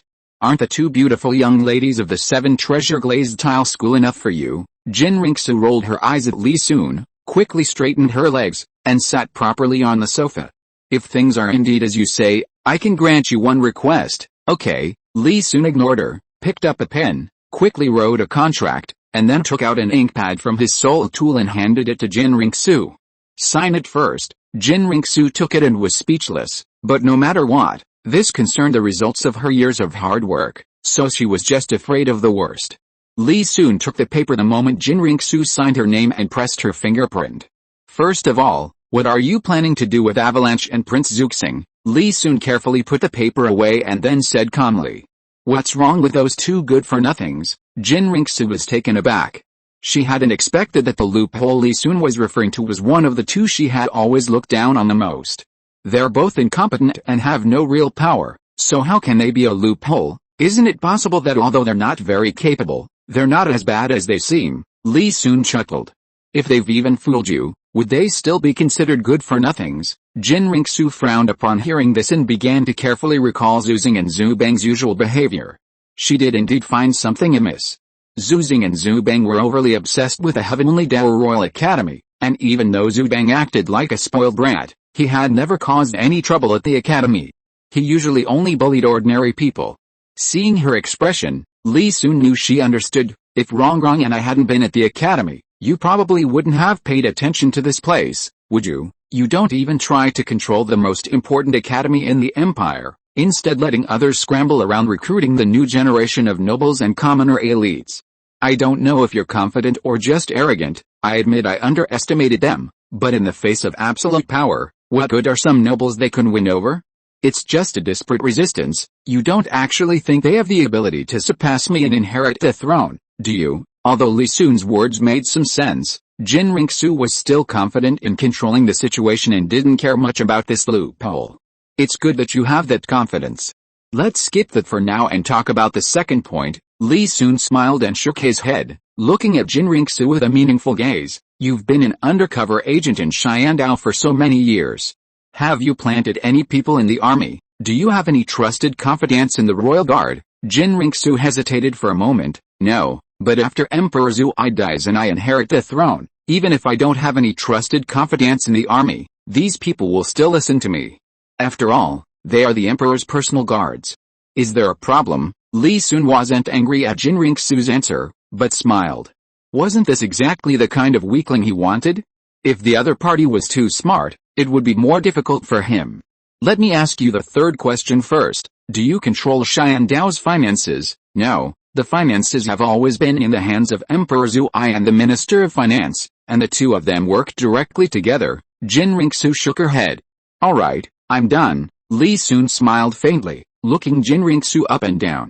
You've been infiltrating the Heavendao Empire for so many years. Are you trying to outlive Emperor Zui with your young life? What do you mean? Qian Renxue narrowed her eyes. It's just not the right time to act yet. If I wanted to, Emperor Zui would have died long ago. Besides, it's not like I haven't done anything. Haven't I already killed the first prince, the second prince, and the third prince? That's great. Li Sun clapped his hands with a smile. Then why don't you kill the fourth prince too? Now I'll help you connect all the loopholes. Think about it, if one day your identity is exposed, and the Heavendao army and the royal guard support Zubang as king, what will you do? They're just some low-level soul masters and ordinary people. As long as I send people to eliminate these leaders, the ordinary people below won't risk their lives for these nobles. Qian Renxue pondered for a moment and said confidently. What if there are external influences? For example, if the Blue Lightning Tyrant clan and the Clear Sky clan suddenly intervene to protect Emperor Zuyi, would your decapitation operation still succeed? Li Sun shook his finger. You know, the Clear Sky clan has quite a few top-tier fighters, and Old Dragon isn't bad either. The Clear Sky clan has already sealed off its mountain, so your assumption doesn't hold true. Qian Renxue shook her head. You need to know that the Clear Sky clan has only sealed off its mountain, not died out. Given the enmity between your spirit hall, our spirit hall, and the Clear Sky clan, do you think they would just stand by and watch you annex the Heaven Dao Empire? Li Sun sneered. Since you're already planning to seize the country, don't harbor any illusions. You must be prepared for the worst. Qian Renxue frowned slightly, her mind beginning to weigh the pros and cons. After a long while, she took a deep breath and looked up at Li Sun. You're right. What should we do next? Seeing Qian Renxue give in, Li Sun grinned. Kill until heads roll. First, make Emperor Zuyi seriously ill and paralyzed into a vegetable. Second, Zhu Bang and Prince Zuxing must die. That way, you'll be the sole person in charge of the Xiandao Empire. Li Sun took out paper and pen and began listing the death list. Marshal Gorin, Royal Guard Roxan, Finance Minister Julian, and so on. These trash nobles aren't any good. There's no need to keep any of them. Once the previous ones are done, let all the cabinet ministers retire, except for a few who follow you. Hearing Li Sun's words, Qian Renxue's heart trembled. Although she had some skills, she had never thought that annexing Xiandao would require killing so many people. Junior brother, aren't there too many people to kill? Won't it affect the operation of the empire? Believe me, when these people die, even more outstanding people will take their place. Sometimes it's not the head that decides the foot, but the foot that decides the head. Li Sun pushed the list in front of Qian Renxue. Except for the first few who need to act quickly, the rest can be done slowly. Consider it training some subordinates as well, especially in the military. If you really don't have enough manpower, you can even find a groom to push them up. Chapter 146 Cannot ascend the throne early. After receiving the list, Qian Renxue glanced at it carefully, then said somewhat awkwardly, Junior brother, I have no one else to use. What about Serpent Spear Douluo and Bloodthirsty Douluo? Li Sun looked at Qian Renxue in surprise. Were they transferred back to Spirit City by the Pope? No, but I just don't really want to use them anymore, Qian Renxue said somewhat embarrassedly. These two had long since ceased to be considered her own people before they even carried out her orders. This was one of the reasons she had revealed Zhu King's true identity to Li Sun. Use them. Why wouldn't you use such good henchmen? If I had people like that around me, I'd use them every day, Li Sun chuckled. You just dislike their obedience to the Pope's orders, right? Then just don't treat them like your own people. Let them do the dirty work behind the scenes. If something goes wrong, just push it onto the Spirit Hall, or label it as simple revenge killing. Anyway, if something happens, it has nothing to do with you, Your Highness the Crown Prince. Li Sun silently put the black card on the table into his soul tool. Moreover, the 7 Treasure Glazed Tile School will stand in the spotlight to promote you. That way, you'll have people to use both openly and secretly. Although the 7 Treasure Glazed Tile School has supported the Heaven Dao royal family for a long time, it's mostly just a figurehead and doesn't put in much effort. This is to avoid trouble and to avoid the royal family's suspicion. The most obvious example of their alignment is Ning Fengzi taking Zhu King as his disciple, but in reality, it's just a formality, since everyone is quite busy. After listening to Li Sun's arrangement, Qian Renxue fell into thought, unconsciously turning her head and running her hand through her long, golden hair. I must say, your method, though ruthless, is indeed more reliable. After a long while, Qian Renxue sighed and looked directly at Li Sun. But what about Emperor Zuyi? I know about paralysis, but what about that vegetative state you mentioned? Li Sun pondered for a moment. It's when someone is paralyzed in bed, like a plant, unable to speak or move. Can the bloodthirsty Douluo do that? Paralysis is possible, but I don't know if it'll work for this kind of muteness. Qian Renxue shook her head. If it's alright, just let him stay paralyzed in bed for now. If nothing unexpected happens, Emperor Zuyi will definitely seek treatment from my teacher. At that time, have my teacher bring Senior Douluo along. Have Senior Douluo poison him and make him mute. Li Sun frowned. In this era, there was no such thing as a vegetative state, they could only create one artificially. Qian Renxue looked at Li Sun with some astonishment. It was as if she was getting to know this junior brother for the first time today. In the previous interactions, Li Sun had never shown her such a ruthless side. This inevitably surprised her. My young master, vying for power is no child's play. If you think my methods are too ruthless, you can stop now. You'll still be the young master of the spirit hall, and I'll still be your junior brother. Noticing Qian Renxue's gaze, Li Sun chuckled. Believe me, if it were someone like Her Majesty the Pope, who is deeply versed in political maneuvering, they would have already accomplished all of this quietly. Hearing Li Sun mention Bibi Dong, Qian Renxue immediately snapped out of her daze and rolled her eyes at Li Sun. You don't need to provoke me, I know what I'm doing. It's good that senior sister knows what she's doing. Then I won't bother you any longer. Li Sun straightened his clothes and slowly stood up. These things will keep you busy for a while, but I still want to remind you not to let Emperor Zuya die too soon. What is it? Qian Renxue looked at Li Sun with some confusion. From the moment you ascend the throne, the Heaven Dao Empire will have already tacitly fallen into the hands of the Spirit Hall. At that time, the Pope's authority will only rise even higher. That would be very disadvantageous for you. Li Sun's expression was solemn, because it would also be detrimental to the 7 treasure glazed tile school. Okay, I understand. I will be careful. Qian Renxue closed her eyes and took a deep breath. In a high-class teacher's dormitory at Blue Lightning Advanced Academy, Xiaogang, his back exposed, lay motionless on the bed as Liu Erlong applied medicine to him. Out of respect for Grandmaster Xiaogang, the Shrek Academy students gathered together, all standing by his side, offering their concern and care. Tang-san looked at Xiaogang with eager eyes. Teacher, how are you? I'm fine. It's just some superficial injuries. There's no need to make a fuss. Feeling the stimulation from the medicine, Xiaogang groaned. That jailer went too far. I'm going to teach him a lesson. Xiao Wu, usually impulsive, couldn't hold back any longer when she saw her master, whom she'd known for so many years, beaten like this.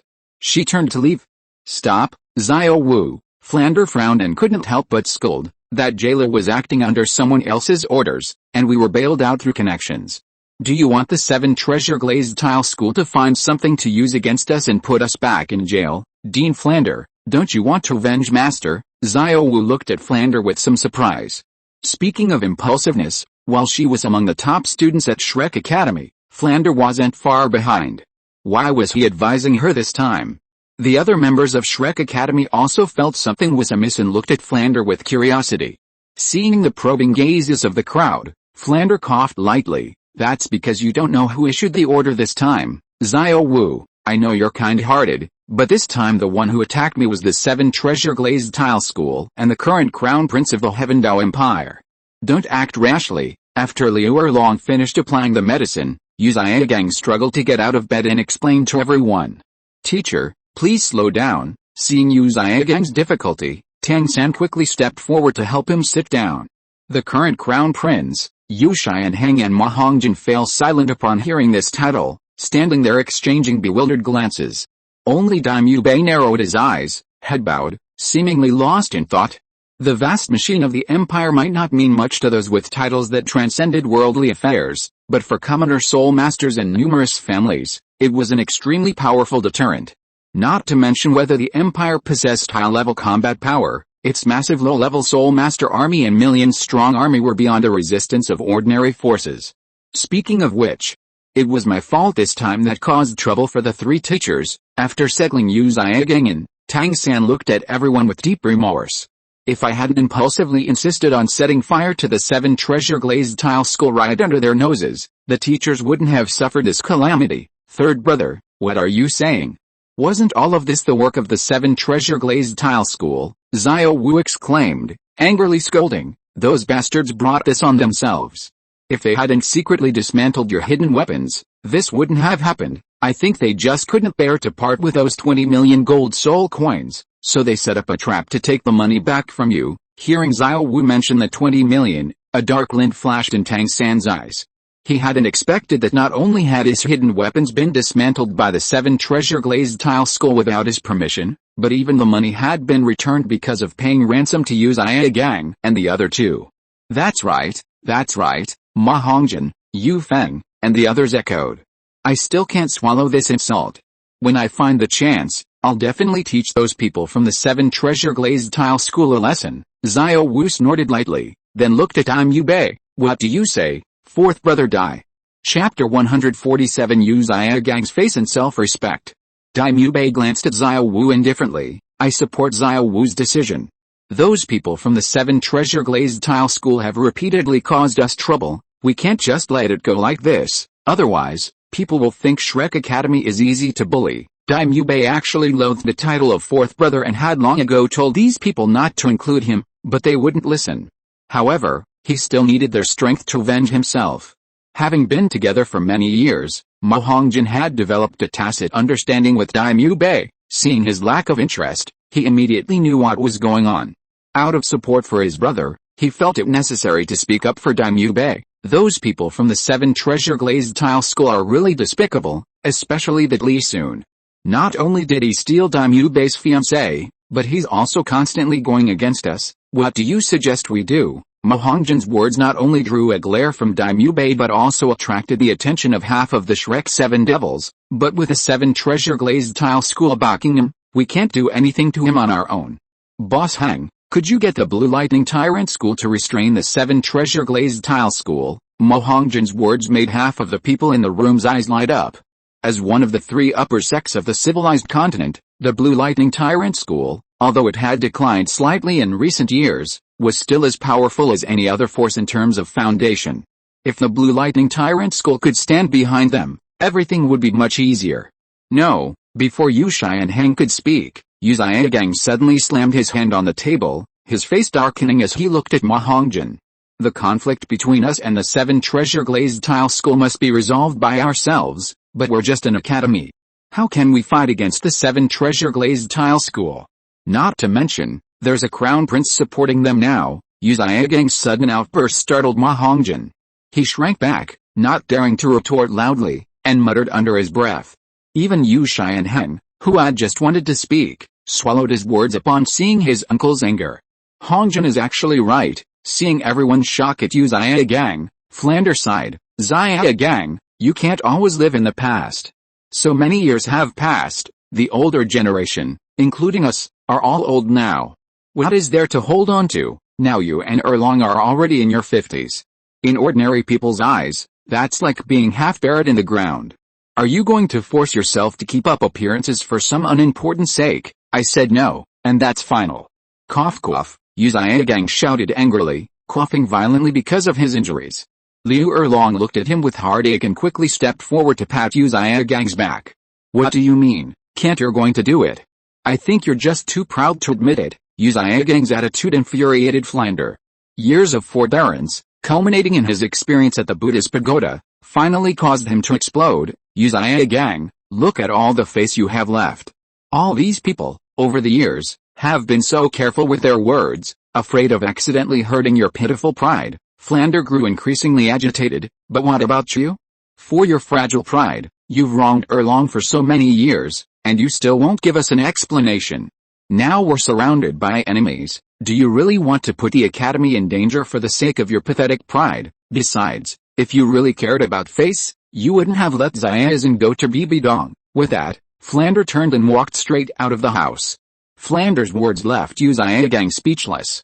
He felt as if all his energy had been drained, collapsing onto the bedside. He didn't even feel the pain in his back. Seeing this, Liu Erlong and Tang San rushed forward to help, but stopped in their tracks upon seeing Yu Xiaogang's appearance. The others were also witnessing such a fierce conflict between Flander and Yu Xiaogang for the first time. They all listened with their heads bowed like quails, not daring to take a step forward. Brother Flander is right, Yu Xiaogang sighed, looking as if he had aged 10 years in an instant. I just can't let go of my pride, not before, not now. I was called a piece of trash by this sect since I was a child, and now I'm still called trash by outsiders. How can I accept this? Yu Xiaogang's thoughts drifted, involuntarily recalling the day Li Sun addressed him by his title. Isn't master your title? This phrase, whenever he thought of it, was like a demonic chant echoing in his ears, lingering for a long time. Teacher, you're not a waste. Tang San couldn't hide his sorrow at Yu Xiaogang's dejected appearance. You've already proven your talent with your theories. So what if your soul power is low? The disciples you've taught are no worse than others, so what if others have higher cultivation levels? Could they cultivate a blue-silver grass, which is considered a useless martial soul, to this level? Yes, Master, we've all witnessed your teaching methods. It's all thanks to your guidance that we've progressed so quickly. Ma Hongjin, Daimyo Bei, and others quickly chimed in. Xiaogang gave a bitter smile and shook his head. It's still not enough, teacher, the Soul Master competition is just around the corner. Tang Sam smiled and looked around at his teammates in the room. After receiving everyone's unanimous agreement, he looked at Xiaogang. We, the Shrek 8 monsters, will definitely take this opportunity to prove your Soul Master theories to the elite academies of the entire continent. Let the world know what a genius our teacher is. We will definitely prove it for Uncle. Yes, if Master is a waste, then aren't the teachers of other academies even more useless? Yu Xianheng, Ma Hongjin, and others shouted in unison. Looking at the group of little monsters he had personally trained who were so supportive of him, and recalling the humiliation Li Sun had inflicted upon him, Xiaogang was filled with mixed emotions. Finally, he let out a deep sigh. Xianheng, go contact your grandfather. I want to see him. Okay, second uncle, I'll go right away. Seeing Xiaogang finally relent, Yu Xianheng's eyes welled with tears. He quickly wiped them away with his sleeve and rushed out the door, afraid that Xiaogang would change his mind. At dawn, a carriage was speeding along the wide streets of Xiandao City, heading straight for the Xiandao Imperial Palace. Xiao Sun, isn't Qian Renxue acting a little too quickly? Inside the carriage, Ningfengzi's brows furrowed, looking at Li Sun with a grave expression. Just yesterday, Li Sun had returned and told them about Qian Renxue's identity and their future plans. Unexpectedly, before dawn this morning, news spread from the palace that Emperor Zui had suffered a stroke. Although Ningfengzi and the Heavenly Dao royal family were merely partners, the trajectory of events had caught him completely off guard. In fact, not only Ningfengzi, but Douluo was also quite shocked. He had served as a retainer in the Heavenly Dao royal family for many years, partly out of gratitude, but they had known each other for a time. He never expected their positions to shift to the point of resorting to murder. However, the die was cast, and there was no turning back, for Yan Yan and the sect. They were truly on a sinking ship. Douluo sighed and slowly closed his eyes. It was indeed a bit too fast. Qian Renxue's ability to act is a bit difficult for us to control. Li Sun nodded. He hadn't expected Qian Renxue, who had been a benevolent undercover agent for so many years, to act so decisively. He had thought she would delay for a few days. Now things were a bit complicated. He wanted a weak ruler, not a wise one. Ningfengzi was speechless. It seemed he and his little disciple weren't talking about the same thing. Helpless, he turned to Douluo beside him and said, then let's proceed as planned. Senior Douluo, your poison skills are superb. If Emperor Zui encounters any problems later, we'll need your secret assistance. It's nothing. Douluo slowly opened his eyes, his voice hoarse. Chapter 148 The Great Emperor in Danger on a Snowy Night. The Heavenly Dao Imperial Palace was always heavily guarded, but due to Emperor Zuyi's urgent illness, the 7 treasure glazed tile school's carriage arrived unimpeded at the gates of the elderly Emperor's palace. Teacher, you've finally arrived. Zhu King was pacing anxiously at the palace gates. Seeing Ningfengzi alight from the carriage, she hurried to greet him, saying, Teacher, you must be exhausted from the journey. But father's illness came on so suddenly that we had no choice but to urgently summon you to the palace. It's all right, His Majesty's health is paramount. Ningfengzi's movement stiffened slightly as Zhu King supported his arm, but he quickly recovered and sighed softly. Your Highness, let's go see how His Majesty is. Ningfengzi's sigh wasn't just a reflection on Zhu King's other identity, but also a lament about the unpredictability of life. Since the 7 treasure glazed tile school launched its plan to replace the main sect with a smaller one, he felt everything had changed. Not only did they have to contend with the Spirit Hall, but now they were also personally involved in the fall of an emperor and the rise and fall of an empire. At the door, Prince Zuxing glanced at the 2 familiar faces and Douluo, a fleeting look of worry crossing his face. Now that Zhu King was the crown prince, if Emperor Zui were to fall, the crown prince would undoubtedly be the first in line to the throne. The thought of Zhu King's somewhat inconsistent actions filled him with deep concern. However, considering that Ningfengzi had long maintained a respectful distance from the Xiandao royal family, Zuxing's worries lessened considerably. Now, he could only hope that Ning Fengzi could cure Emperor Zuai's illness and prevent the situation from worsening. Ning Fengzi and the others ignored Prince Zuxing and entered the palace directly. Li Sun, on the other hand, looked around as if on a tourist, finally glancing at Zubang's nonchalant demeanor. Cough, cough, Sect Master Ning has arrived, please take a seat. Emperor Zuai, suppressing a violent cough, quickly turned to a maidservant for comfort. This was the first time Li Sun had seen Emperor Zuai. The once great emperor was now incredibly old, even his hair resembling withered weeds. After everyone was seated, Ning Fengzi asked with a hint of worry, "When did your majesty begin to feel unwell?" "Around midnight, I think. I happened to have some official business to attend to then," Emperor Zuai replied, his eyes flickering slightly as he spoke. "Who is Ning Fengzi?" Seeing Emperor Zuai's expression, Ning Fengzi guessed it was about some state affairs. "Have you taken any medicine?" "No, my health is usually very good. If I had to say what's wrong, it's probably that my reactions are a little slow." Although his body was somewhat unresponsive, Emperor Zuai's gaze towards Ning Fengzi was still slightly strange. "Some of the imperial physicians in the palace say that my sluggishness is a result of natural aging. Then let me take your majesty's pulse." Seeing Emperor Zuai's gaze, Ning Fengzi's initial sympathy hardened considerably. "I wonder if your majesty's arms are still functioning smoothly." Emperor Zuai extended one arm. "Both my arms are fine. It's just that my body and legs are a little numb and I can't feel anything." Ning Fengzi placed his right hand on Emperor Zuai's wrist. After a short while, he frowned and sighed deeply. "Your majesty's ailment, please forgive me, I am also helpless, for it seems more like a naturally occurring illness, beyond human intervention. Of course, the possibility of poisoning cannot be ruled out. Fortunately, the poison master is here, perhaps he can also examine you." Ning Fengzi finished speaking and stood up to offer him a chair, his gaze inadvertently meeting Du Gubo's. "Alice. Then I will trouble the poison master," Emperor Zuai sighed.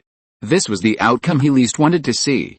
Du Gubo stepped forward, took the pulse, and carefully examined Emperor Zuai's eyes and tongue, shaking his head. "Your majesty's symptoms do not resemble poisoning, but as for the specific cause of the numbness and paralysis in the lower body, this old man does not know the reason." "What?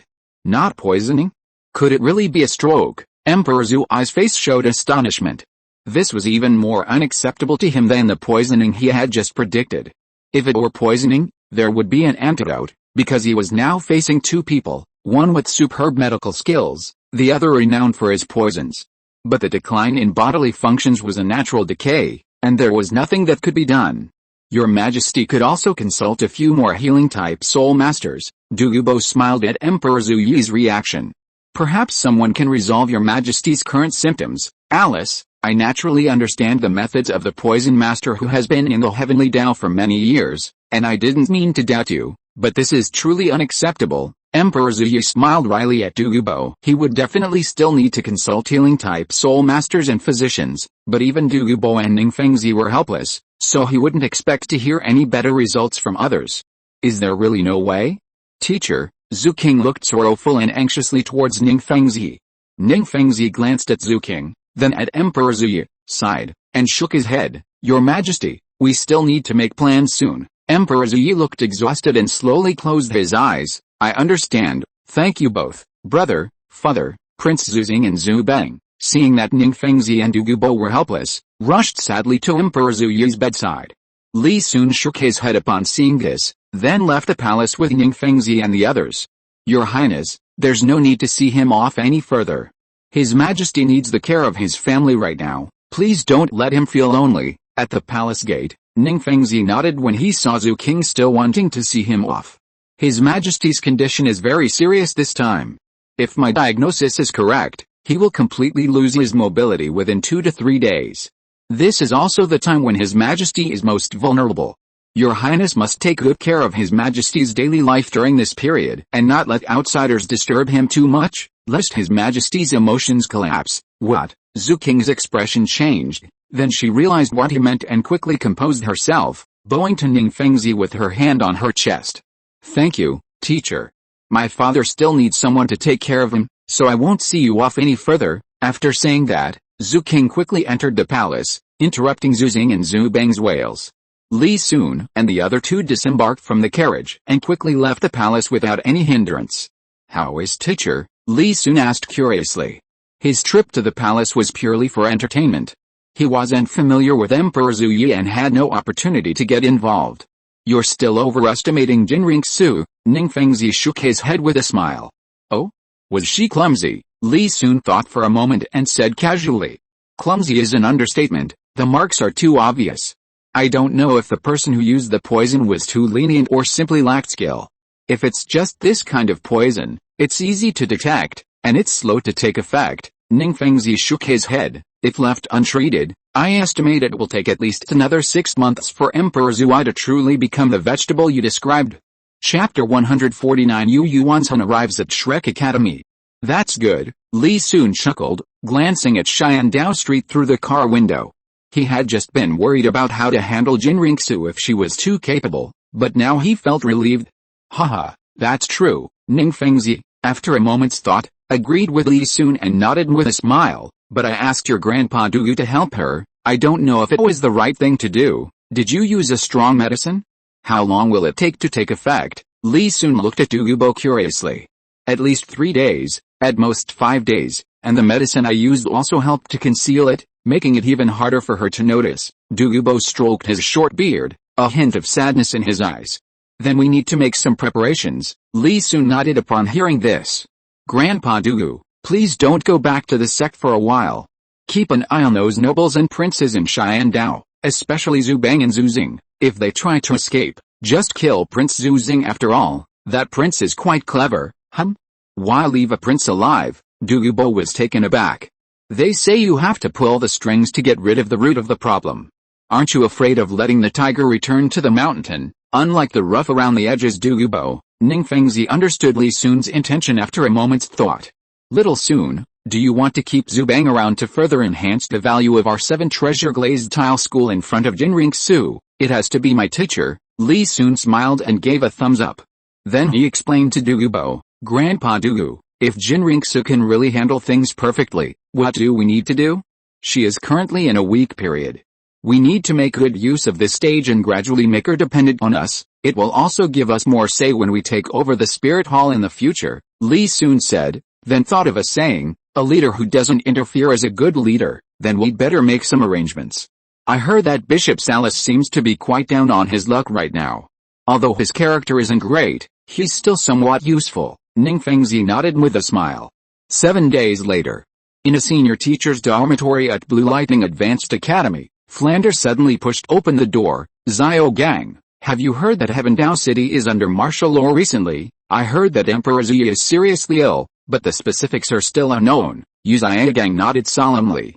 They had just escaped from His Highness the Crown Prince not long ago, so how could they not pay attention to the movements of the upper echelons of the Heavendao Empire? Won't Zhu King soon ascend the throne? Flander walked quickly to the table, picked up a cup of tea, and drank it all in one gulp. Xiaogang shook his head. It's hard to say, but we should prepare for the worst. Xianheng has been back at the Blue Lightning Tyrant clan for several days now, and he should be back by now. With the support of a sect, even the Crown Prince and the 7-treasure glazed tile school shouldn't dare to attack us. Xiaogang's gaze was deep. As long as we can hold out until the Soul Master competition ends, we'll return to the Barak Kingdom. Flander felt uneasy. Xiaogang, isn't this a bit too risky? For our safety, I suggest we give up on this year's Soul Master competition. Brother Flander, you should know how much effort I've put into this Soul Master competition, and you should know why I'm so persistent. Xiaogang looked at Flander expressionlessly. Waiting another 5 years, at Xiao-san's age, is indeed possible, but what if we can't find another outstanding child like Xianheng? Besides, you and I aren't young anymore. How many more 5-year periods do we have left? Flander wasn't moved by Xiaogang's words. Instead, he slammed his fist on the table and angrily said, but you're gambling. If you lose, it won't just be you and me, Erlong, but also Xiao-san, Xianheng, Ma Hongjin, and all those other kids will suffer with you. Have you forgotten their grudges against Li Sun? Are you really willing to drag this whole group into a fire pit for the sake of your so-called face and honor? Flander, the succession of an emperor isn't such a simple matter. Even if Emperor Zhu Yi were to suddenly die, let alone just be bedridden, the prince's mourning period and succession would take time. The Soul Master competition is only a few days away, Do you really have to come here now to throw cold water on everyone's plans? Xiaogang stared coldly at Flander. He noticed that Flander's personality had changed considerably since the three of them were released from prison.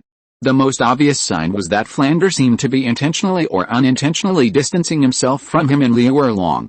Although this change was subtle and easily overlooked, how could Xiaogang, who is always surrounded by people, not notice it? Flander's expression changed, pointing at Xiaogang, speechless for a moment. It wasn't until after a long pause that he lowered his hand under Xiaogang's gaze. I hope you won't regret this later, Dean Flander. Uncle, what are you doing? Just as the two were locked in a stalemate, Xianheng's voice came from outside. The two quickly composed themselves.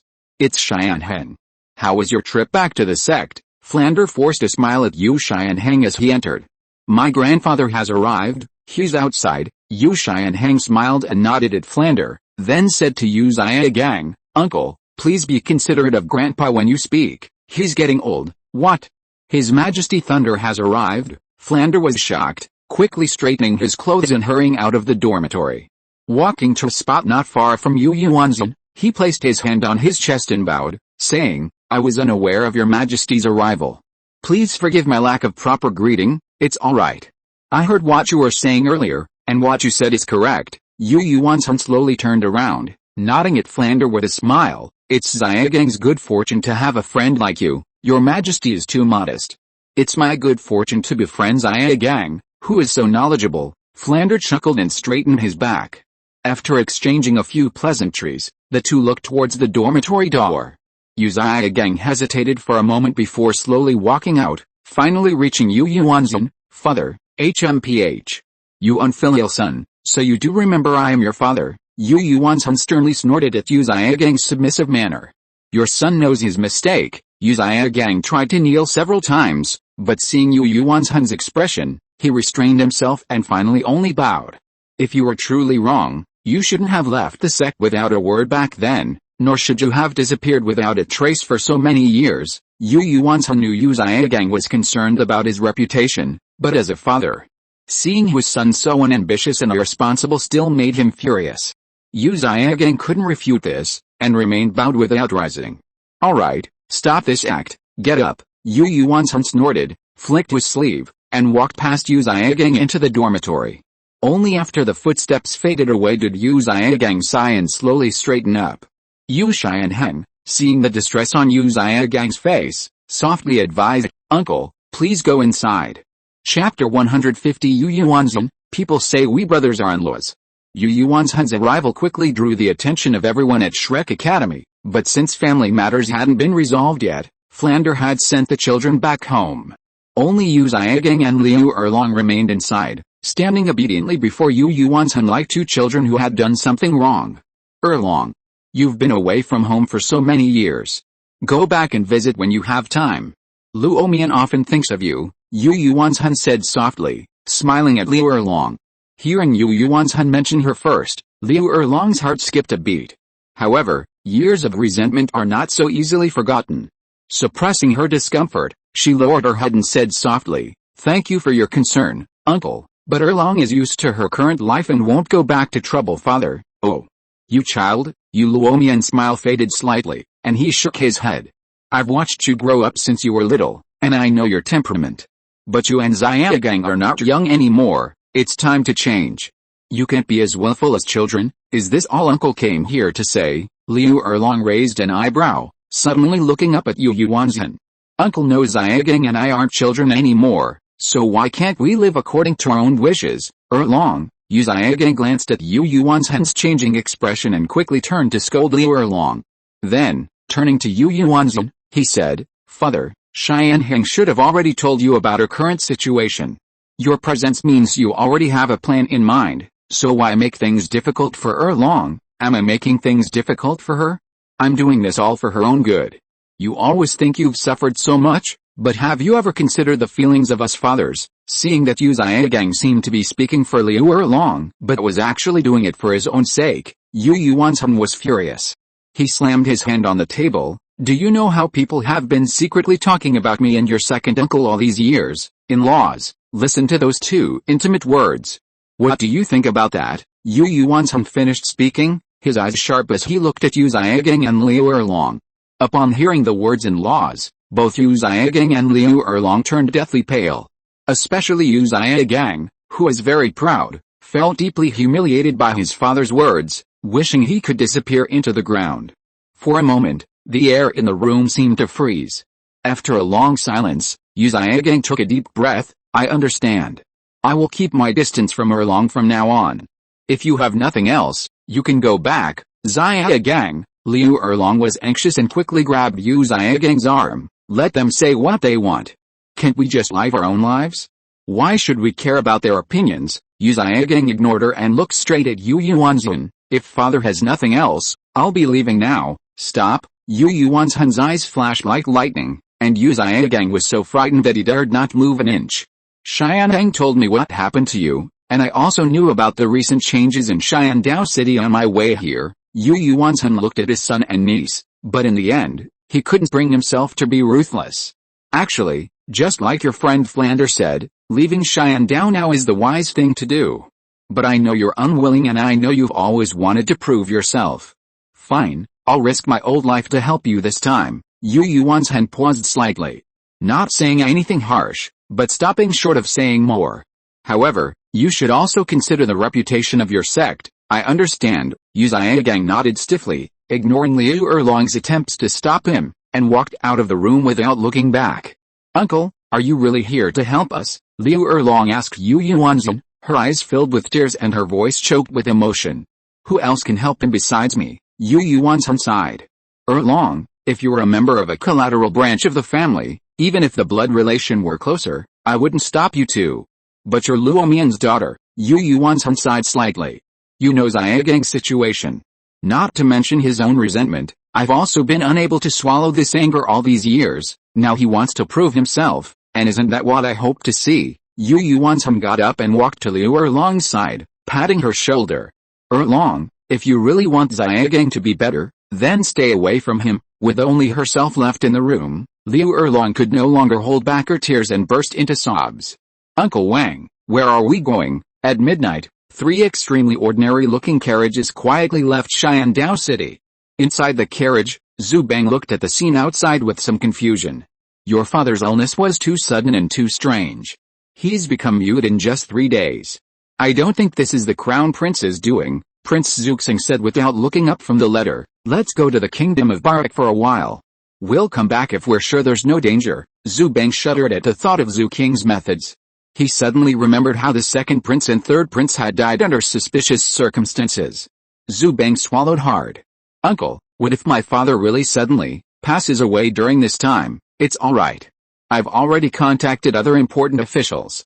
If my brother's death is indeed suspicious, they will support you just like I did. Prince Zuxing gathered the letters together and put them into his soul tool. Hearing this, Zhu Bang's pounding heart calmed down a bit. But Prince Zuxing's help over the years gave him more confidence in the future. Uncle, are we almost there? Zhu Bang regained his confidence and became more lively. He looked out the window at the receding scenery and said happily. What? Prince Zuxing was stunned, then glanced out the window, his face changing drastically. Guards! Guards! Prince Zuxing called out twice in succession but received no response, and the carriage slowly came to a stop. May I ask who you are, sir? Do we have any grudge? He heard no response from the other 2 carriages or his own driver. Prince Zuxing's face instantly turned deathly pale. He forced a calm demeanor and said to the window, if you are willing to release us, I am willing to offer you 20 million gold soul coins as a tribute, and from now on, I will also give you a considerable sum of money every year for your enjoyment. Over the years, Prince Zuxing had secretly gathered many skilled individuals, including several experts at levels 50 or 60. Although he had left the city in haste, he had brought everyone he could. His driver's soul power had even reached level 69, just one step away from reaching the soul saint level. Now, at midnight, all of them had suddenly fallen silent.